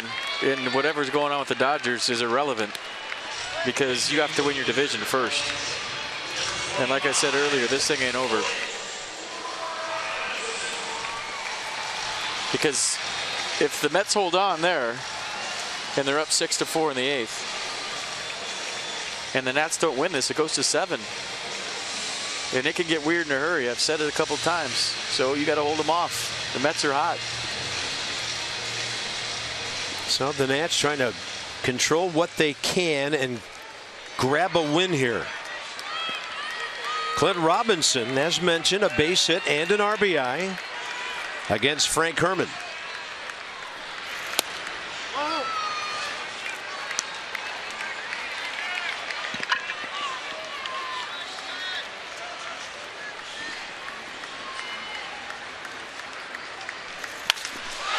To center field, way back there, and it is caught up against the wall by Peter Borges. Clint Robinson hitting that ball about .395, 2 outs. Well, that got me out of my seat. Thought he got him. You know, just based on the weather conditions, a ball flying here, I thought he clicked him, and I thought we were all going home, and I was wrong. Look at the look on Clint Robinson's face. He was wondering too. Peter Borges played no doubles, didn't have a long way to go for that. Ball dies just short. Here's Trey Turner. 1 for 1 with an RBI against Herman.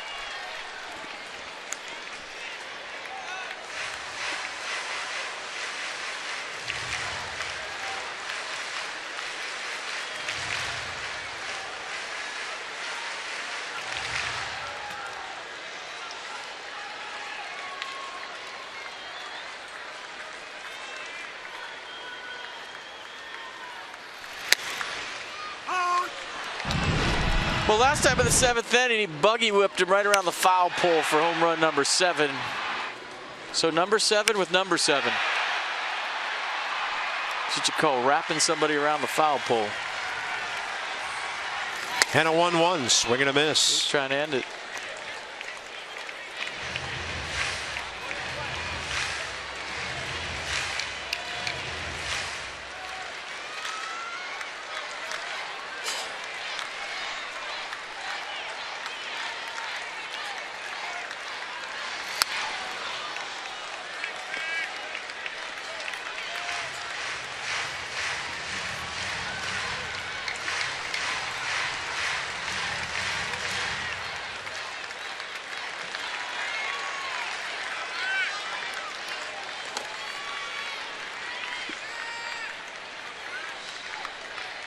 Bottom 9, 2 outs.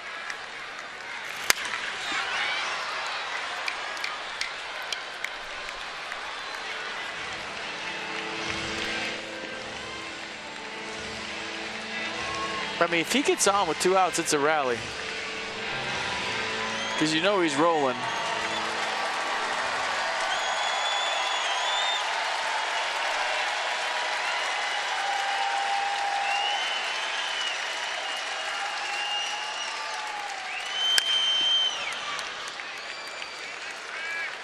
There's not too many hitters in baseball in a tie game in the bottom of the ninth with 2 outs. If they get on, you're thinking, okay, you got a good chance of winning this just by getting on first. Yeah, you know he'll be rolling early.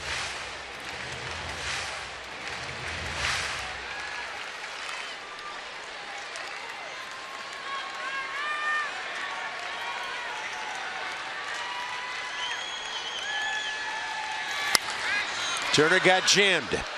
Now hopes it gets out of play, and it will.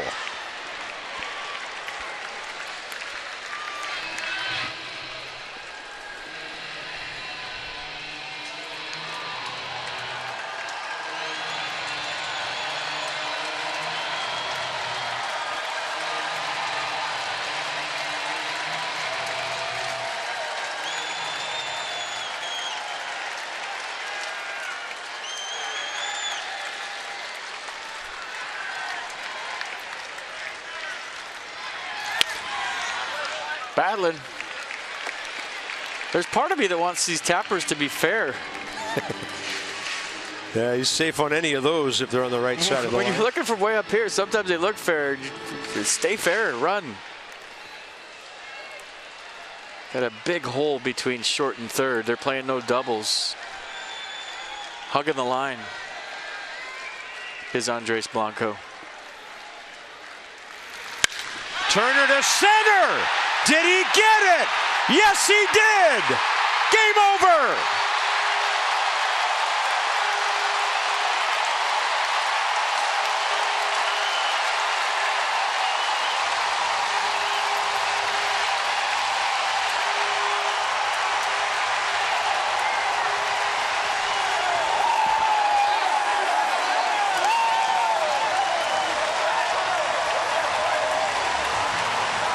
Are you kidding me? What else can Trey Turner do for you? 2 home runs tonight and a walk-off homer. Trey Turner is the man. Unbelievable.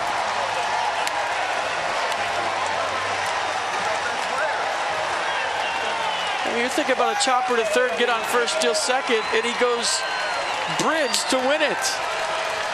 Unbelievable what this kid has done for this ball club. How about a rookie roasting 2 baseballs in the late innings?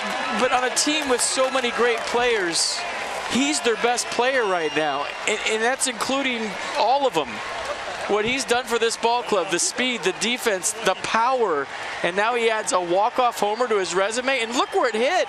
It hit halfway up the wall in center field. I'm running out of words to describe how good Trey Turner is. That was awesome. Drive home safely, everybody, because Trey Turner. All right, Dan, Trey is all yours.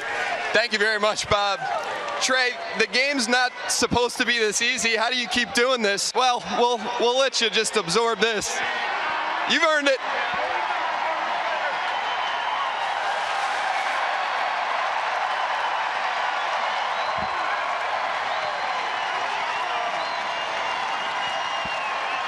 It's got to feel pretty good. That's my first one. First big league Gatorade bath. Trey, how do you explain the success that you've had up here this early in your big league career? A lot of hard work and a lot of luck. You know, I think I've been playing for a long time, or I think I have, not compared to some of these other guys, but, you know, to finally get up here and get an opportunity to, you know, play up here, it's been special, and I want to take advantage of it. It looked like, based on a couple of your early swings in that at-bat there, that you might have been trying to end the game. Does your approach change at all once you get to 2 strikes there? Yeah, for sure. You know, I think getting to 2 strikes, just put the ball in play. Anything can happen. You know, if I get the scoring position, then J-Dub, you know, it's real clutch, can can drive me in. So with 2 strikes, I wanted to just put the ball in play. You've got 8 home runs now in, what, 2 months up here in the big leagues? Have you surprised yourself with the power display that you've showed?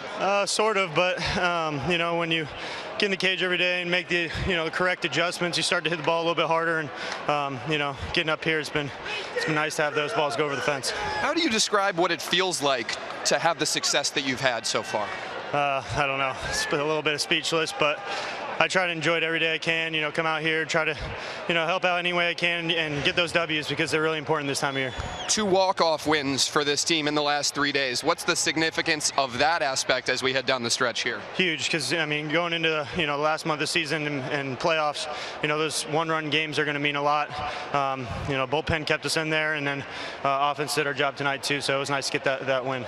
Congratulations, Trey. Thank you very much. Bob, back up to you. Thank you, Dan Coco. Congratulations. Doesn't seem like enough of a word for Trey Turner and what he did here tonight. Home runs number 7 and 8. His RBI total jumps up to 30 on the year. I mean, this guy keeps going. He'll be 20-20 by October. So the Nats win it in a walk-off, 5-4, 3.5 hours worth. Melanson gets the win. And now the weekend looks a whole lot brighter because it's Max going tomorrow night. Coverage begins at 6:30. This has been a presentation of Masson. So for Trey Turner, see you later.